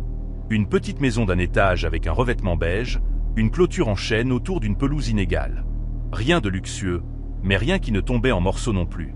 Darren a ouvert la porte vêtu d'un pantalon kaki et d'un polo bleu uni, ses cheveux bruns soigneusement peignés, sa poignée de main ferme mais pas agressive. Il parlait doucement, presque trop doucement, et je me souviens de m'être penché légèrement pour l'entendre alors qu'il me faisait visiter la cuisine et le salon. Tout était propre. Il a posé des questions sur mon travail, a hoché la tête poliment à mes réponses, et a mentionné qu'il travaillait à distance en saisie de données pour une compagnie d'assurance. Quand j'ai demandé un contrôle de casier judiciaire ou un contrat de location, il a agité la main et a dit que le propriétaire était assez détendu à ce sujet. Il avait juste besoin du loyer le premier de chaque mois, en espèces ou par Venmo. J'aurais dû poser plus de questions. J'aurais dû exiger des papiers, mais 600 $ par mois avec les charges et une date d'emménagement pour la semaine suivante. J'ai signé rien, lui ai serré la main, et lui ai dit que j'apporterais mes affaires le vendredi suivant. Les 2 premières semaines se sont bien passées, voire agréablement. Darren se tenait à lui-même, pour la plupart, passant de longues heures dans sa chambre avec la porte fermée. Et quand nous nous croisions dans la cuisine ou le couloir, il me faisait un petit signe de tête ou me demandait comment s'était passée ma journée, de cette même voix tranquille. J'ai commencé à penser que j'avais eu de la chance. Ma chambre était petite mais confortable, avec une fenêtre donnant sur le jardin et une serrure sur la porte qui fonctionnait réellement. J'ai acheté un mini réfrigérateur pour ne pas avoir à partager le principal. J'ai installé mon ordinateur portable sur le bureau que Darren avait laissé dans la chambre et j'ai commencé à m'installer dans une routine. Travail, maison, dîner, sommeil, répétition. Parfois, j'entendais Darren parler dans sa chambre tard le soir. Et j'ai supposé qu'il était au téléphone avec sa famille ou peut-être qu'il jouait à un genre de jeu en ligne avec un chat vocal. Les murs étaient assez fins pour que j'entende le murmure de sa voix, mais pas les mots réels. Cela ne me dérangeait pas. Je portais des bouchons d'oreilles pour dormir de toute façon à cause du bruit de la circulation de la route principale à 2 pâtés de maison. Tout semblait normal. Et je me souviens avoir texté mon amie Karen que j'avais enfin eu un coup de chance avec la situation de logement. La première chose étrange s'est produite un mercredi soir, environ 3 semaines après mon emménagement. Je suis rentré d'un quart de travail de fermeture vers 23 h, épuisé et impatiente de m'effondrer immédiatement, et j'ai trouvé la porte arrière grande ouverte. Pas seulement déverrouillée, mais grande ouverte, la porte moustiquaire poussée contre ses charnières, laissant entrer l'air frais de la nuit et quelques papillons de nuit qui s'étaient rassemblés autour de la lumière du porche. J'ai traversé la maison en appelant Darren, mais la porte de sa chambre était fermée, et aucun son ne venait de l'intérieur. J'ai fermé et verrouillé la porte arrière, vérifié les fenêtres, et je me suis tenu dans la cuisine pendant un long moment, essayant de comprendre ce qui s'était passé. Quand j'ai frappé à la porte de Darren pour lui demander s'il avait laissé ouverte, il a répondu après presque une minute complète, ses cheveux en désordre comme s'il avait dormi, me regardant avec cette expression confuse. Il a dit qu'il était dans sa chambre depuis 19 h et qu'il n'avait pas touché à la porte arrière. Sa voix était calme, presque trop calme, comme s'il récitait quelque chose qu'il avait répété. Je me suis dit que peut-être je ne l'avais pas verrouillée correctement en partant ce matin-là, que le vent avait pu la pousser ouverte, qu'il devait y avoir une explication raisonnable. Je suis allé me coucher mais j'ai gardé ma propre porte verrouillée, et je n'ai pas bien dormi cette nuit-là, écoutant les sons dans le couloir qui ne sont jamais venus. Après cette nuit-là, j'ai commencé à prêter plus attention aux choses dans la maison. Et c'est alors que j'ai commencé à remarquer des détails que j'avais auparavant négligés ou ignorés. Ma brosse à dents se trouvait à un endroit différent sur le comptoir de la salle de bain de là où je l'avais laissée. Une veste que j'accrochais toujours au dossier de ma chaise de bureau se retrouvait drapée sur mon lit. Un matin, j'ai trouvé mon portefeuille posé sur la table de la cuisine, alors que je me souvenais distinctement l'avoir laissé sur ma table de nuit avant de m'endormir. De petites choses, le genre de truc que l'on peut facilement se convaincre d'avoir imaginé ou oublié. Mais elles continuaient à se produire 2 ou 3 fois par semaine. Et chaque fois, je ressentais cette sensation rampante que quelqu'un avait été dans mon espace pendant que j'étais parti ou endormi. J'ai acheté un bloqueur de porte bon marché dans un magasin de bricolage et j'ai commencé à le coincer sous la porte de ma chambre la nuit, en plus de la verrouiller. J'ai également commencé à prendre des photos de la manière dont je laissais les choses avant de partir au travail. Mon bureau, ma commode, la position des objets sur mon étagère, afin de pouvoir comparer à mon retour. Les photos ont confirmé ce que je soupçonnais. Les choses étaient déplacées. Pas de manière dramatique, pas de manière évidente, juste assez pour que je puisse le remarquer. Quand j'en ai parlé à Darren un soir pendant le dîner, lui demandant s'il était entré dans ma chambre pour une raison quelconque, il m'a regardé avec cette expression vide et a dit « Non, pourquoi irait-il dans ma chambre ? Ce serait une violation de ma vie privée. » La manière dont il a prononcé le mot violation a fait se serrer quelque chose dans ma poitrine. Les conversations nocturnes de Darren dans sa chambre se sont aggravées à peu près à la même époque. Ce que j'avais supposé être des appels téléphoniques ou des jeux s'est transformé en quelque chose de complètement différent. Je me réveillais à 2h ou 3h du matin au son de sa voix montant et descendant à travers le mur. Parfois calme et mesurée, parfois aiguë et en colère, mais toujours une seule voix. Aucune pause pour que quelqu'un d'autre réponde au téléphone. Aucun son de notification ou de sonnerie. Juste Darren parlant en phrases complètes à personne que je pouvais entendre, parfois pendant 1 heure ou plus. Une nuit, j'ai pressé mon oreille contre le mur séparant nos chambres et j'ai écouté, essayant de distinguer les mots. La plupart étaient trop étouffés, mais j'ai attrapé des fragments. Quelque chose à propos d'être observé, quelque chose à propos de confiance, un nom que je ne reconnaissais pas, répété encore et encore. Puis soudain, la conversation s'est arrêtée en plein milieu d'une phrase, et j'ai entendu des pas traverser sa chambre vers le mur où j'écoutais. J'ai reculé et j'ai retenu mon souffle. Les pas se sont arrêtés.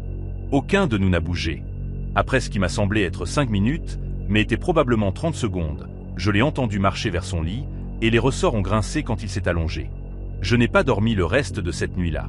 Je suis resté assise sur mon lit, les lumières éteintes, regardant ma porte, me demandant quel genre de personne j'avais emménagé avec et pourquoi j'étais encore là. Les étrangers ont commencé à apparaître début juin. Le premier est venu un dimanche après-midi alors que je faisais la lessive dans le garage. J'ai entendu la sonnette, puis des voix dans le salon, et quand je suis entré, j'ai trouvé Darren en train de parler à un homme corpulent en sweatshirt gris taché que je n'avais jamais vu auparavant. Ils se sont tus quand je suis entré. Darren l'a présenté comme un vieux ami du lycée, mais l'homme n'a pas donné son nom ni serré ma main. Il m'a juste fixé avec ses yeux plats et vides jusqu'à ce que je m'excuse et retourne dans ma chambre. Il est parti 1 heure plus tard, et Darren n'en a plus jamais reparlé. Au cours des semaines suivantes, il y en a eu d'autres. Une femme aux cheveux blonds décolorés et aux croûtes sur les bras qui est arrivée à minuit et repartie avant le lever du soleil. Un gamin maigre qui ne devait pas avoir plus de 19 ans, faisant les 100 pas sur le porche avant et fumant des cigarettes jusqu'à ce que Darren le laisse entrer. Un homme plus âgé avec un tatouage dans le cou qui est venu 3 fois différentes et toujours allé directement dans la chambre de Darren avec un sac à dos qui semblait plein à l'arrivée et vide au départ. Je n'ai jamais su leur nom. Je n'ai jamais vu d'argent changer de main, mais je savais probablement ce que je regardais. Et cela me terrifiait de penser à ce dans quoi Darren était peut-être impliqué, à ce qui se passait peut-être dans la pièce à côté de la mienne pendant que j'essayais de faire semblant que tout était normal. J'aurais dû partir. Je le sais maintenant et je le savais alors. Mais chaque fois que j'ouvrais mon ordinateur portable pour chercher de nouveaux appartements, je voyais les mêmes chiffres impossibles qui m'avaient poussé vers Sycamore Drive en premier lieu. Premier mois, dernier mois, dépôt de garantie, frais de dossier, vérification de crédit. Mes économies n'avaient pas augmenté depuis mon emménagement. En fait, des réparations de voitures inattendues et un traitement de canal avaient encore plus vidé mon compte. J'ai calculé ce qu'il faudrait pour emménager même dans le studio le moins cher de Denver et j'étais à court d'au moins $800. Mon score de crédit n'était pas génial après quelques erreurs dans mes premières années de vingtaine, ce qui signifiait que la plupart des propriétaires rejetteraient ma candidature de toute façon. J'ai pensé à demander à Karen si je pouvais m'incruster sur son canapé, mais elle vivait dans une pièce avec son petit ami, et je ne pouvais pas m'imposer à eux comme ça. J'ai pensé à appeler mes parents, mais la honte d'admettre que j'avais pris une décision aussi stupide, emménager avec un inconnu sans aucun papier ni vérification de casier judiciaire, m'a empêché de décrocher le téléphone. Alors je suis resté. Je me suis dit que j'économiserais de manière agressive pendant 2 mois, que je me constituerais un matelas suffisant pour partir, et en attendant, je garderais la tête basse et éviterais Darren autant que possible. J'ai installé une application de caméra de sécurité sur un vieux téléphone et je l'ai positionnée sur mon étagère à livres, face à ma porte, réglée pour enregistrer dès qu'elle détectait un mouvement. J'ai acheté une serrure robuste pour la porte de ma chambre et je l'ai installée moi-même un après-midi où Darren était sorti. Je pensais que ces précautions seraient suffisantes. Je pensais que je pourrais gérer la situation jusqu'à ce que j'aie l'argent pour m'échapper. Je me trompais sur ce point aussi. La nuit où tout a changé a commencé comme un vendredi soir normal. Je suis rentré du travail vers 21h, j'ai réchauffé des restes de nourriture chinoise et je suis allé directement dans ma chambre pour éviter toute interaction avec Darren. Je pouvais l'entendre bouger dans la cuisine, les placards s'ouvrant et se fermant, le robinet coulant, des sons domestiques normaux qui auraient dû être réconfortants, mais qui me mettaient maintenant mal à l'aise. Vers 23 heures, j'ai éteint mes lumières et me suis mis au lit, coinçant le bloqueur de porte sous la porte et vérifiant que mon téléphone était chargé au cas où j'aurais besoin d'appeler à l'aide. Je me suis endormi plus vite que d'habitude, épuisé par une semaine brutale d'inventaire au magasin. Ce qui m'a réveillé n'était pas un son, mais une sensation, un changement dans l'air, une présence, quelque chose de primitif dans mon cerveau hurlant que je n'étais pas seul. J'ai ouvert les yeux, et dans la faible lumière filtrant à travers mes rideaux, j'ai vu la porte de ma chambre grande ouverte. Le bloqueur de porte était sur le sol à 3 pieds de là. La serrure robuste que j'avais installée moi-même, celle qui nécessitait une clé de l'extérieur, pendait lâchement du cadre, les vis arrachées du bois, et debout dans l'embrasure de ma porte, parfaitement immobile, se tenait Darren. Il me regardait simplement, sans bouger, sans parler, debout là en short et en marcel blanc, ses bras pendant mollement sur les côtés, son visage complètement inexpressif dans l'ombre. Je ne sais pas combien de temps il était là avant que je me réveille. Je ne sais pas ce qu'il faisait ou ce qu'il prévoyait de faire. Je me suis assise et j'ai dit son nom, essayant de garder ma voix stable, et il a légèrement incliné la tête comme un chien entendant un bruit étrange. Puis il s'est retourné et a marché dans le couloir vers sa chambre sans un mot. Je ne suis pas retourné me coucher. Je suis resté assise dans mon lit, toutes les lumières allumées, mon téléphone à la main, mon pouce survolant le bouton d'appel d'urgence, attendant que quelque chose d'autre se produise. Quand le soleil s'est levé, j'ai fait un sac avec tout ce qui était important. Ordinateur portable, documents, médicaments, quelques changements de vêtements, et je l'ai laissé près de ma fenêtre au cas où j'aurais besoin de m'échapper rapidement. Je savais que je devais appeler la police, mais que pourrais-je dire? Mon colocataire se tenait dans l'embrasure de ma porte. Il ne m'avait pas touché, ne m'avait pas menacé verbalement, n'avait rien pris. Je pouvais déjà imaginer la voix du répartiteur, poli mais sceptique, me disant qu'il n'y avait rien qu'il puisse faire à propos d'un colocataire bizarre. Alors, à la place, j'ai appelé en maladie au travail et j'ai passé la journée dans un café à rechercher mes options. Droits des locataires, ordonnances restrictives, refuge d'urgence, tout ce qui pourrait m'aider à partir. Les informations se brouillaient sur mon écran. La plupart des ressources supposaient que vous aviez un bail, ce que je n'avais pas. La plupart des conseils supposaient que vous aviez un autre endroit où aller, ce que je n'avais pas. J'ai texté Karen et lui ai dit que quelque chose n'allait pas avec ma situation de logement sans donner de détails. Elle a proposé de me laisser rester une nuit ou deux si les choses devenaient vraiment mauvaises, mais j'ai pu entendre l'hésitation dans sa voix, même à travers le texte. Je lui ai dit que je trouverais une solution. Je me suis dit la même chose. Vers 18 h, je suis retourné à Sycamore Drive parce que je n'avais nulle part ailleurs où aller, et parce que toutes mes affaires étaient encore là, et parce qu'une partie obstinée de moi refusait de croire que l'homme calme et poli qui m'avait fait visiter la maison 2 mois plus tôt pouvait réellement être dangereux. Quand je me suis garé dans l'allée, j'ai remarqué une voiture que je ne reconnaissais pas, garée dans la rue devant la maison. Une vieille berline rouge avec des vitres teintées et un feu arrière cassé. La porte d'entrée était déverrouillée quand j'ai essayé de l'ouvrir. Ce qui était inhabituel car Darren était obsessionnel à propos de la garder verrouillée pendant la journée. Je suis entré et j'ai entendu des voix venant de la cuisine, fortes et agitées, plusieurs personnes parlant les unes par-dessus les autres. J'aurais dû faire demi-tour à ce moment-là. J'aurais dû remonter dans ma voiture et conduire chez Karen et ne jamais regarder en arrière. Mais mon sac était toujours dans ma chambre, près de la fenêtre, et mon ordinateur portable contenait tous mes fichiers de travail. Et je me suis convaincu que je pouvais simplement glisser dans le couloir et attraper mes affaires sans que personne ne remarque. J'ai fait environ 5 pas avant que Darren n'apparaisse au bout du couloir, bloquant mon passage vers ma chambre. Derrière lui, j'ai pu voir 2 hommes que je n'avais jamais vus auparavant. L'un d'eux tenant ce qui ressemblait à un petit pistolet le long de sa cuisse. Le visage de Darren était différent maintenant, pas vide ou confus, mais aigu, concentré, ses yeux verrouillés sur les miens avec une intensité qui rendait mes jambes faibles. Il m'a demandé où j'avais été toute la journée. Il m'a demandé si j'avais parlé à quelqu'un de lui. Il m'a demandé ce que j'avais dit à Karen dans mes messages. Le fait qu'il connaisse son nom, qu'il ait lu mes messages d'une manière ou d'une autre, a envoyé une vague de nausées dans mon estomac. Je lui ai dit que je prenais juste quelques affaires et que je partais pour de bon, que je ne causerais aucun problème, que je ne me souciais pas de ce qu'il faisait et que je ne le dirais jamais à personne. Il m'a fixé pendant un long moment, puis s'est écarté et a fait un geste vers ma chambre. J'ai marché vers lui sur des jambes tremblantes, sentant ses yeux sur mon dos tout le long. J'ai attrapé mon sac près de la fenêtre et j'y ai fourré quelques autres choses. Chargeur, mon passeport, une photo encadrée de mes parents que je ne pouvais pas laisser derrière moi. Mes mains étaient maladroites et lentes, bricolant avec des fermetures à glissière qui semblaient soudainement impossibles à manipuler. J'ai entendu Darren et les 2 hommes parler à voix basse dans la cuisine, des mots occasionnels flottant dans le couloir. Argent, expédition, problème, s'en occuper. Je ne voulais pas savoir de quoi ils parlaient. Je voulais juste sortir vivante. J'ai enfilé le sac sur mon épaule, j'ai jeté un dernier regard à la pièce qui avait été mon chez-moi pendant 2 mois, et j'ai marché dans le couloir vers la porte d'entrée. Darren m'y attendait, adossé au mur, les bras croisés, me regardant approcher. Quand j'ai tendu la main vers la poignée de la porte, il a posé sa main sur mon bras, pas fort, mais assez fermement pour m'arrêter. Il s'est penché et a parlé directement dans mon oreille, son souffle chaud contre ma peau, et a dit que si je mentionnais jamais cette maison ou son nom ou quoi que ce soit que j'avais vu à qui que ce soit, il me trouverait. Il a dit qu'il savait où mes parents vivaient en Arizona. Il a dit qu'il avait copié tous les contacts de mon téléphone une nuit pendant que je dormais. Puis il a lâché mon bras, m'a ouvert la porte comme un gentleman et m'a souhaité bonne chance pour trouver un nouvel endroit. Je suis allé à ma voiture sans me retourner. J'ai conduit jusqu'à l'appartement de Karine et je me suis assise dans ma voiture sur le parking pendant 20 minutes avant de pouvoir arrêter de trembler assez pour entrer. Je ne suis jamais retourné à Sycamore Drive. Je n'ai jamais signalé Darren à la police parce que j'avais trop peur de ce qu'il pourrait faire si je le faisais.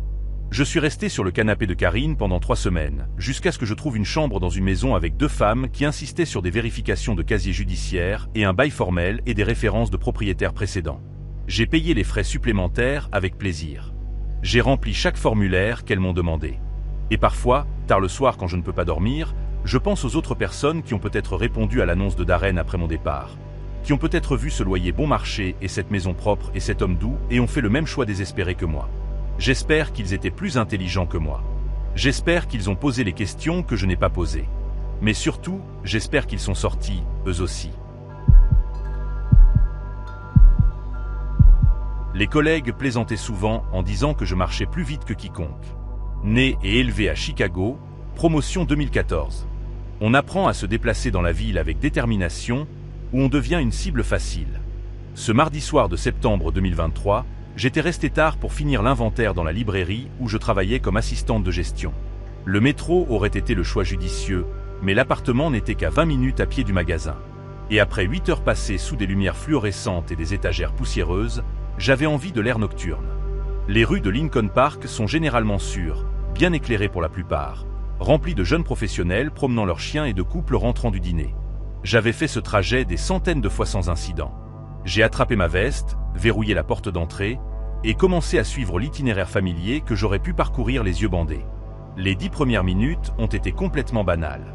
Je suis passé devant le restaurant thaïlandais au coin qui sentait toujours le citronnelle. J'ai fait un signe de tête au barman fumant devant le pub de Murphy.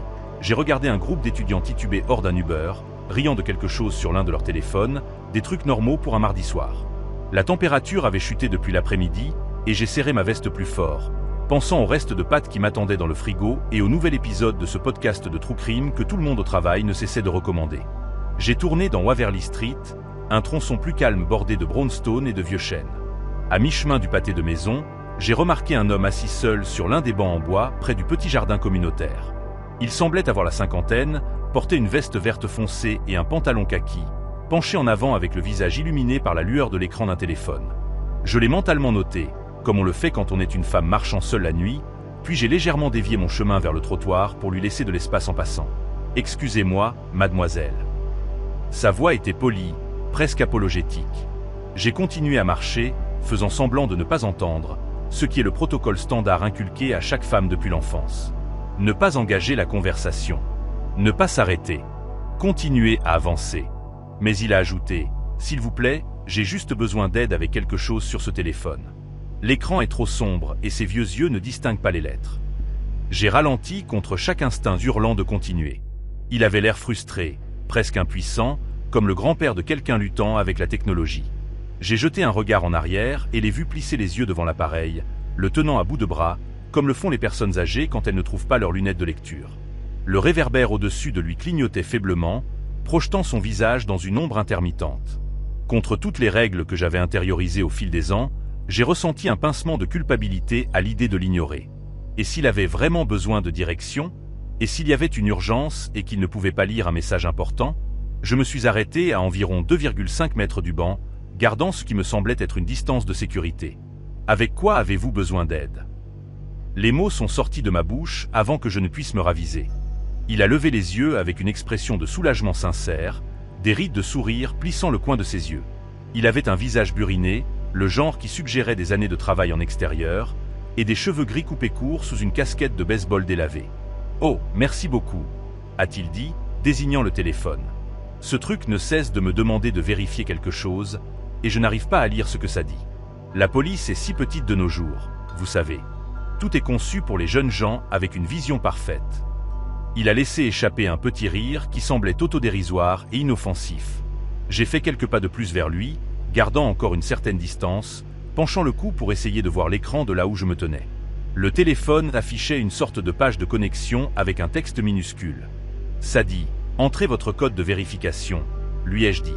Il devrait y avoir un message texte avec un numéro. Un message texte. Il a froncé les sourcils devant l'écran, puis a commencé à faire défiler lentement avec son index. Comment est-ce qu'on accède à cela? C'est le petit icône d'enveloppe. Il a incliné le téléphone vers moi et je me suis surprise à me pencher légèrement pour mieux voir. Non, c'est celui-là, ai-je dit en pointant sans réfléchir. Le vert avec la bulle blanche. Il a bricolé avec l'écran, appuyant 2 fois sur la mauvaise application avant d'ouvrir enfin les messages. Toute l'interaction semblait douloureusement lente, comme aider un parent ou un grand-parent à naviguer sur un smartphone. Une partie de moi voulait simplement attraper le téléphone et le faire moi-même, mais j'ai maintenu cette frontière intacte. Il a fait défiler ce qui semblait être une boîte de réception presque vide, plissant les yeux et rapprochant l'écran de son visage. « Je pense que c'est peut-être celui-là », a-t-il marmonné. « Pouvez-vous voir les chiffres? Il y en a trop, et je n'arrive pas à distinguer lesquels taper. » Il s'est déplacé sur le banc, se rapprochant du bord le plus proche de moi, réduisant l'écart entre nous d'un pied ou 2 de plus. Quelque chose dans l'air a changé alors, bien que je n'aurais pas su expliquer quoi. Peut-être était-ce la manière dont il s'était repositionné si doucement, ou la façon dont ces questions continuaient à me forcer à regarder l'écran de plus près plutôt que les alentours. Je suis devenue soudainement consciente de la tranquillité de Waverly Street. Les brownstones de chaque côté étaient sombres, leurs résidents déjà endormis ou regardant la télévision dans les pièces du fond. Aucune voiture n'était passée depuis au moins 2 minutes. Le restaurant thaïlandais et le pub de Murphy semblaient très loin maintenant, séparés de moi par plusieurs pâtés de maison et une section mal éclairée de trottoir. J'ai fait un petit pas en arrière, prête à lui donner une réponse rapide et à continuer mon chemin. Le code est 647 321, ai-je dit, le lisant rapidement. Tapez simplement ces chiffres dans la boîte et appuyez sur le bouton vert. J'étais sur le point de lui souhaiter une bonne nuit quand j'ai entendu des pas derrière moi. Pas en approchant de loin, pas en marchant sur la rue, tout près, comme si quelqu'un s'était tenu immobile et venait de décider de bouger. J'ai tourné la tête et j'ai vu une deuxième silhouette se tenant à environ 1,8 mètres, positionnée directement entre moi et la route principale d'où je venais. Une femme, ou ce que j'ai d'abord cru être une femme, portant un sweat à capuche surdimensionné avec la capuche relevée et un jean sombre qui se fondait dans les ombres. Le visage sous la capuche était jeune, peut-être début de la vingtaine, avec des pommettes saillantes et des yeux qui n'avaient aucune expression. Elle ne regardait pas l'homme sur le banc. Elle me regardait, m'étudiant de la manière dont on examine des produits dans une épicerie, décidant s'ils valent la peine d'être ramenés à la maison. Il n'y avait aucune prétention de coïncidence, aucune fausse surprise de trouver une autre personne dans cette rue tranquille. Elle était clairement sortie de la ruelle étroite entre 2 brownstones, une ruelle que j'avais dépassée sans un second regard. La réalisation m'a frappé comme de l'eau glacée dans le dos. Elle avait été là, dans le noir, regardant toute l'interaction se dérouler, attendant le moment exact où l'homme sur le banc aurait toute mon attention. Quand j'étais distraite et vulnérable et parfaitement positionnée avec le dos tourné à la seule voie de sortie. L'homme sur le banc s'est levé lentement. La routine du grand-père impuissant s'est évaporée comme un brouillard matinal, remplacé par quelque chose de délibéré et de contrôlé. Il a glissé le téléphone dans la poche de sa veste sans le regarder. Ses mêmes yeux qui semblaient amicaux quelques instants plus tôt étaient maintenant plats et calculateurs. Il était plus grand que je ne l'avais imaginé, bien plus d'1,8 mètre avec des épaules larges que sa posture voûtée avait dissimulé. « Vous ne devriez pas marcher seul à cette heure », a-t-il dit, et sa voix avait changé aussi. Plus profonde, plus ferme, plus de bafouillage incertain. La femme dans le sweat à capuche a fait un pas en avant, sans se précipiter, réduisant simplement la distance de manière calme. Je me suis retrouvé dans un triangle qui rétrécissait, le banc dans mon dos, la femme bloquant le chemin vers la rue principale, et un mur de du jardin communautaire coupant tout échappatoire latéral. Chaque cours d'autodéfense que j'avais suivi, chaque article que j'avais lu sur le fait de faire confiance à ses instincts, chaque avertissement d'amis et de famille sur le fait d'être prudente la nuit, tout cela hurlait la même chose. C'était planifié, c'était coordonné. Et j'étais tombé directement dedans parce que je me sentais coupable d'avoir ignoré un inconnu.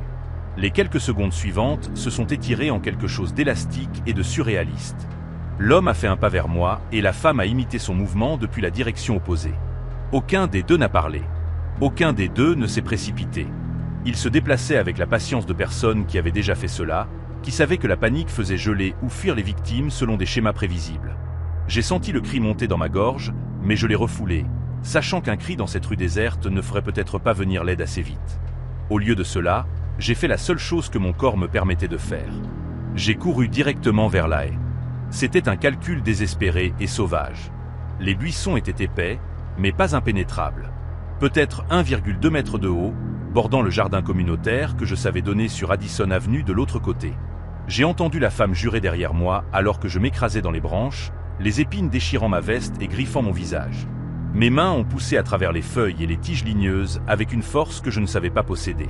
Quelque chose a attrapé ma cheville, des doigts ou une branche, je n'aurais su dire, mais j'ai donné un coup de pied en arrière fort et j'ai senti que cela se relâchait. Je me suis précipité de l'autre côté de la haie et suis tombé à genoux dans la terre molle du jardin. Des cages à tomates et des treillis à haricots m'entouraient comme des sentinelles squelettiques dans l'obscurité. Je me suis relevé en trébuchant et j'ai couru entre les plates-bandes surélevées, renversant une brouette avec un fracas qui a résonné dans la nuit. Derrière moi, j'ai entendu qu'il poussait à travers la haie, plus lentement que je ne l'avais été, peut-être hésitant à suivre dans un espace ouvert avec plusieurs issues. Je n'ai pas regardé en arrière. J'ai atteint la clôture en grillage de l'autre côté, l'ai escaladé en 3 mouvements désespérés qui m'ont laissé les paumes ensanglantées par le fil, et suis tombé sur le trottoir d'Addison Avenue. Une voiture arrivait, les phares brillant dans l'obscurité, et j'ai couru directement dans la rue, agitant les bras comme une personne possédée. Le conducteur a freiné brutalement, klaxon hurlant, et j'étais déjà à la vitre passagère, frappant sur la vitre avant que la voiture ne s'arrête complètement. Une femme d'âge moyen me fixait avec des yeux écarquillés et effrayés. « S'il vous plaît », ai-je dit, et ma voix est sortie cassée et essoufflée. « S'il vous plaît, il y a des gens qui me poursuivent. Appelez le 911, s'il vous plaît. » La femme, dont j'ai appris plus tard qu'elle s'appelait Candace, n'a pas hésité. Elle a déverrouillé les portes et m'a dit de monter pendant qu'elle composait les services d'urgence avec des doigts tremblants. Je me suis effondré sur le siège passager et ai immédiatement verrouillé la porte, ma poitrine haletante, le sang coulant des égratignures sur mon visage sur son siège en tissu beige. À travers le pare-brise, j'ai surveillé l'entrée du jardin communautaire, m'attendant à voir 2 silhouettes émerger à tout moment. Mais les secondes ont passé et personne n'est apparu. Ils avaient disparu dans les ombres de Waverly Street, avalés par la même obscurité qui les avait cachés en premier lieu. La police est arrivée en 7 minutes, 2 voitures de patrouille avec les gyrophares allumés. Et j'ai fait ma déposition assise sur le trottoir, enveloppé dans une couverture de choc qu'un des officiers avait récupérée dans son coffre. J'ai décrit l'homme en détail, la veste verte, la casquette de baseball, le visage buriné. J'ai décrit la femme dans le sweat à capuche, ses pommettes saillantes, son regard vide. Les officiers ont échangé des regards quand j'ai mentionné la coordination entre eux, la manière dont ils s'étaient positionnés pour couper ma voie de fuite. Ça ressemble à une équipe, a dit l'un d'eux à voix basse à son partenaire, comme si c'était quelque chose qu'ils avaient déjà entendu auparavant. Les détectives qui m'ont contacté la semaine suivante m'ont dit que j'avais eu de la chance. Ils suivaient un schéma d'incidents similaires dans la région au cours des derniers mois. Toujours en ciblant des femmes marchant seules la nuit, toujours en utilisant la même technique de distraction et d'encerclement. 2 autres victimes n'avaient pas eu autant de chance que moi. Ils ne m'ont pas donné de détails et je n'en ai pas demandé. J'ai déménagé dans un autre quartier avant la fin du mois, j'ai rompu mon bail et j'ai payé la pénalité sans me plaindre. Pendant longtemps après, je n'ai pas pu marcher nulle part après le coucher du soleil sans que mon cœur s'emballe et que mes yeux scrutent chaque banc, chaque ruelle, chaque ombre qui semblait trop immobile. Je prends des VTC maintenant, même pour de courtes distances. Je me moque du coup. Parfois, je pense à ce moment où j'ai arrêté de marcher, où j'ai laissé la culpabilité supplanter chaque instinct de survie que j'avais développé. À quel point j'ai frôlé le fait de devenir une autre statistique, un autre nom dans un dossier de police. Une autre histoire édifiante racontée aux femmes qui veulent simplement rentrer chez elles en paix. L'homme au téléphone est toujours quelque part, je suppose, assis sur un autre banc dans un autre quartier tranquille, attendant qu'une autre femme fasse la même erreur que j'ai failli faire. Et cette pensée me tient éveillé plus de nuit que je ne voudrais l'admettre. Un tronçon d'autoroute désert la nuit n'est généralement pas l'endroit où les gens s'attendent à ce qu'il se passe quelque chose de significatif, mais pour moi, c'était devenu une seconde maison. À cette époque de ma vie, je cumulais les longues heures avec une entreprise d'assistance routière tout en essayant d'économiser assez pour emménager dans un endroit qui n'était pas un appartement en sous-sol partagé. Les nuits étaient plus calmes, mieux payées, et honnêtement, cela me donnait de l'espace pour réfléchir. Alors, quand mon téléphone de travail a vibré avec une demande de service vers 1h40 du matin, je n'ai pas hésité. Le lieu était un long segment oublié d'autoroute à environ 40 minutes de la ville. Pas de réverbères, à peine des panneaux. Le genre d'endroit où l'obscurité appuie contre les vitres. Je n'ai pas pris la peine d'appeler le central pour dire que je partais. J'ai simplement attrapé les clés, enfilé ma veste, et je me suis dit que ce serait un changement de pneu ou une batterie morte. Rien de plus. La route a avalé mes phares alors que je conduisais, et la température extérieure continuait de baisser plus bas que ce que la météo avait prévu. Je me souviens d'avoir remarqué que l'asphalte semblait presque humide, bien qu'il n'ait pas plu, comme s'il retenait le froid. À environ 10 minutes du point sur le GPS, j'ai repéré une lueur rouge pâle sur le bas-côté, des feux de détresse clignotant faiblement. Au début, je n'ai vu personne debout à l'extérieur du véhicule, ce qui m'a semblé étrange étant donné le froid qu'il faisait. Quand j'ai ralenti et me suis arrêté derrière la voiture, 2 silhouettes sont finalement apparues. Une personne appuyée contre la portière côté passager et une autre se tenant un peu trop près d'elle. L'homme le plus proche de la voiture portait une veste en jean clair et gardait une main enfoncée dans la poche d'une manière qui ne correspondait pas à la météo. La conductrice, une femme d'environ la trentaine, se tenait anormalement immobile, comme si elle attendait la permission de parler. En sortant de mon camion, j'ai lancé un salut rapide, essayant de paraître décontracté. L'homme a répondu avant même que la conductrice ne lève la tête. Il s'est présenté comme quelqu'un qui s'était simplement arrêté pour aider et a insisté sur le fait que tout était sous contrôle. Sa voix avait une gaieté forcée qui ne correspondait pas à son expression. Sa mâchoire était serrée et il gardait les yeux sur moi comme s'il calculait quelque chose. La conductrice a finalement levé les yeux, mais seulement pour une seconde, et ce fut un regard furtif, juste assez pour que je remarque la manière dont sa main a tremblé près de sa cuisse. Quand l'homme a changé de position, elle a fait un petit mouvement derrière son dos, un rapide geste des doigts vers moi, presque comme si elle signalait sans vouloir qu'il la voie. C'était si subtil que j'ai presque douté de l'avoir vue. En essayant d'évaluer la situation, je me suis approché et j'ai demandé à la conductrice si elle avait demandé une assistance. L'homme a répondu à nouveau, plus fort cette fois, disant qu'elle avait un pneu crevé et qu'il était sur le point de s'en occuper. La femme ne l'a pas contredit, mais ses épaules se sont tendues et elle a serré les lèvres comme si elle se préparait à quelque chose. De près, j'ai remarqué que ses clés étaient toujours dans le contact, le moteur en marche, le chauffage à peine allumé. Les gens avec des problèmes de voiture ne laissent généralement pas leur moteur tourner avec des inconnus autour. Quand je me suis accroupi près de l'arrière pour vérifier le pneu, elle a fait un autre petit geste, 2 tapes rapides contre sa jambe, puis un lent mouvement de tête. J'ai ressenti une vague de malaise difficile à exprimer. Le genre qui vient quand vos instincts commencent à hurler bien avant que votre cerveau ne comprenne. Je me suis relevé lentement, réalisant que je venais peut-être de tomber sur quelque chose de bien plus dangereux qu'un simple appel de service de routine. J'avais besoin de gagner un peu de temps sans l'alarmer.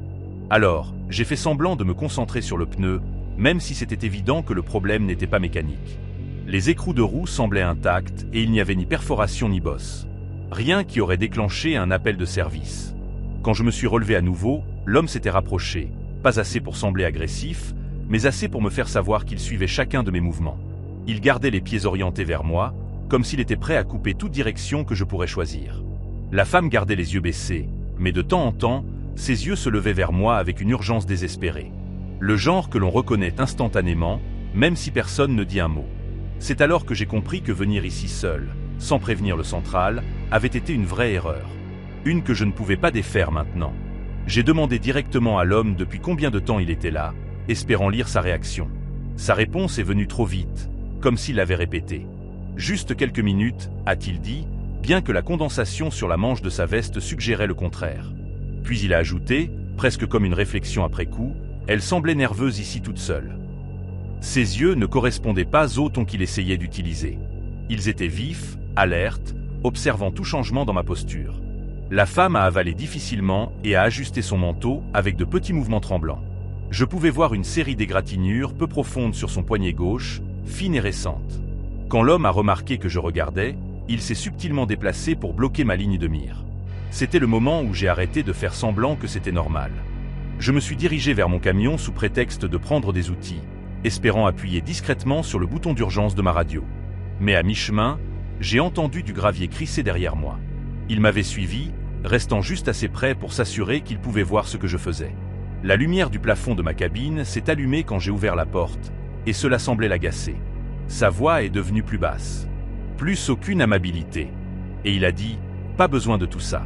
Je vous ai dit que nous avions tout sous contrôle. » Cette formulation m'a fait comprendre qu'il ne parlait plus de la voiture.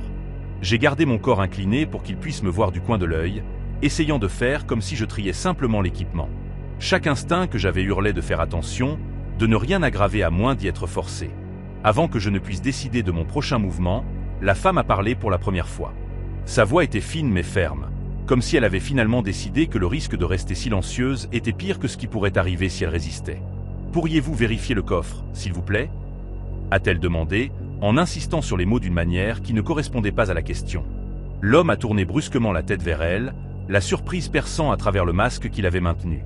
Cette brève réaction m'a tout dit. Elle ne parlait pas d'une roue de secours.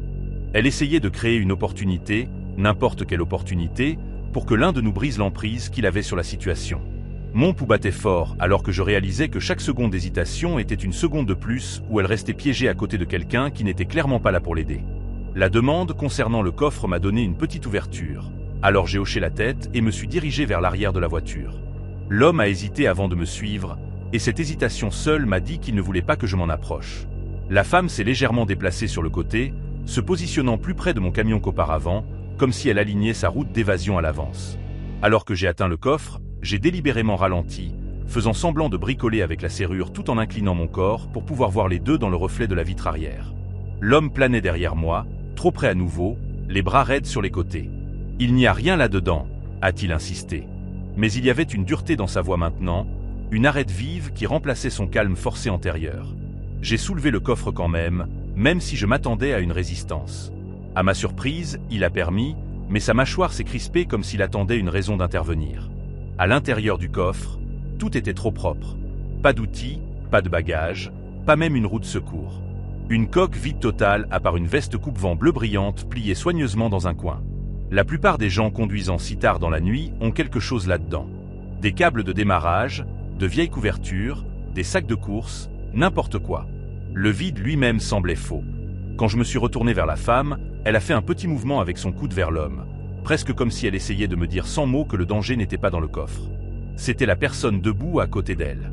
Sa respiration avait changé, silencieuse mais irrégulière, comme si elle essayait de se maintenir ensemble.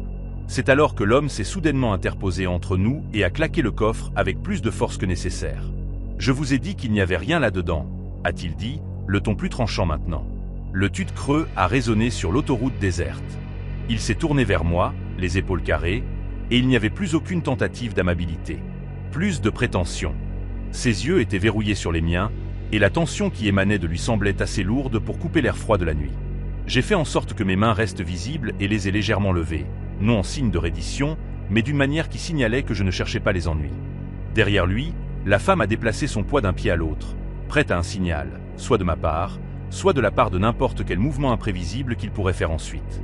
Je savais que j'avais une seule chance de nous faire sortir de là sans que quelque chose d'irréversible ne se produise. Ma radio n'était pas une option avec lui me suivant à chaque mouvement, et mon téléphone était enterré dans ma veste. Alors, j'ai parlé clairement, forçant une fermeté dans ma voix que je ne ressentais pas pleinement. J'ai besoin de faire une vérification rapide avec le journal de service, ai-je dit. Exigence de l'entreprise. C'était un mensonge, qu'il ne connaissait pas assez de mon travail pour contester immédiatement. Avant qu'il ne puisse répondre, j'ai appelé la femme. « Pouvez-vous me donner votre pièce d'identité rapidement ?» En insistant sur me donner d'une manière que j'espérais qu'elle capterait. Elle a réagi instantanément, se dirigeant vers mon camion au lieu de vers moi. L'homme a réalisé ce qui se passait une demi-seconde trop tard et s'était lancé, non pas vers elle, mais vers moi, comme si m'arrêter était la seule chose qui comptait. Cette fraction de seconde est devenue la seule fenêtre dont elle avait besoin. Elle a tiré la portière passagère de mon camion et s'est jetée à l'intérieur, la claquant juste au moment où l'épaule de l'homme entrait en collision avec la mienne. L'impact n'était pas assez fort pour me faire tomber, mais il m'a forcé à reculer d'un pas, et ce petit espace est devenu mon avantage. Je ne l'ai pas frappé ni poussé. Je me suis simplement éloigné de sa portée, mettant la longueur du camion entre nous. Il a contourné l'avant comme s'il prévoyait de la bloquer à l'intérieur, mais elle a été plus rapide. J'ai entendu le clic du bouton de verrouillage, puis le tube métallique alors qu'elle glissait sur le siège pour attraper la poignée de la portière côté conducteur de l'intérieur. Je me suis jeté vers la porte avant qu'il ne puisse l'atteindre. Et par pure chance, nous avons tiré sur les côtés opposés de la poignée en même temps. La porte s'est entrouverte juste assez pour que je puisse coincer mon épaule et me glisser dans la cabine. Elle a poussé mes clés dans ma main avec une détermination urgente, comme si elle avait attendu ce moment précis. L'homme a attrapé le cadre de la porte avant que je ne puisse la fermer, ses doigts s'accrochant au métal. Son visage était à quelques centimètres de l'ouverture, l'expression réduite à quelque chose de froid et de délibéré. Il n'a pas dit un mot, pas une menace, pas une exigence, il m'a simplement fixé comme si nous avions interrompu quelque chose qu'il avait pleinement l'intention de terminer.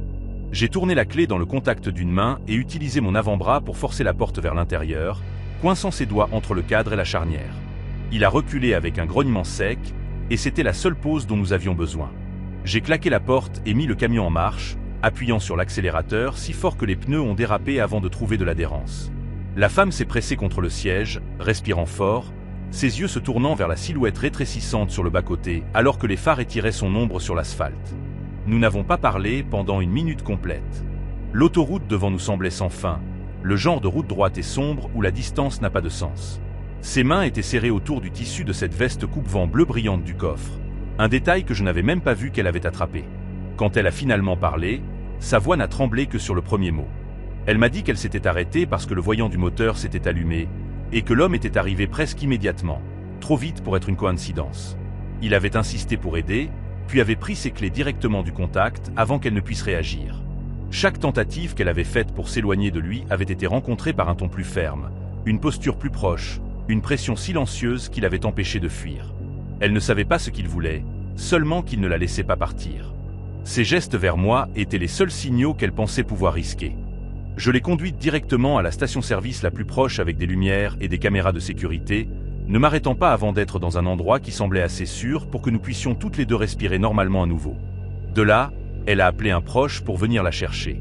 Je suis resté avec elle jusqu'à leur arrivée, puis j'ai tout signalé au central et au shérif du comté. Quand les officiers ont vérifié l'emplacement une heure plus tard, ni l'homme ni sa voiture n'étaient là.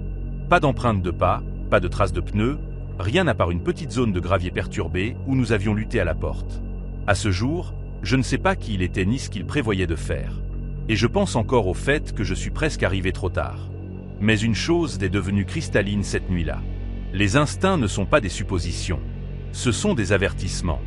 Et les ignorer sur une autoroute déserte au milieu de la nuit aurait pu se terminer d'une manière dont aucune de nous n'aurait pu revenir.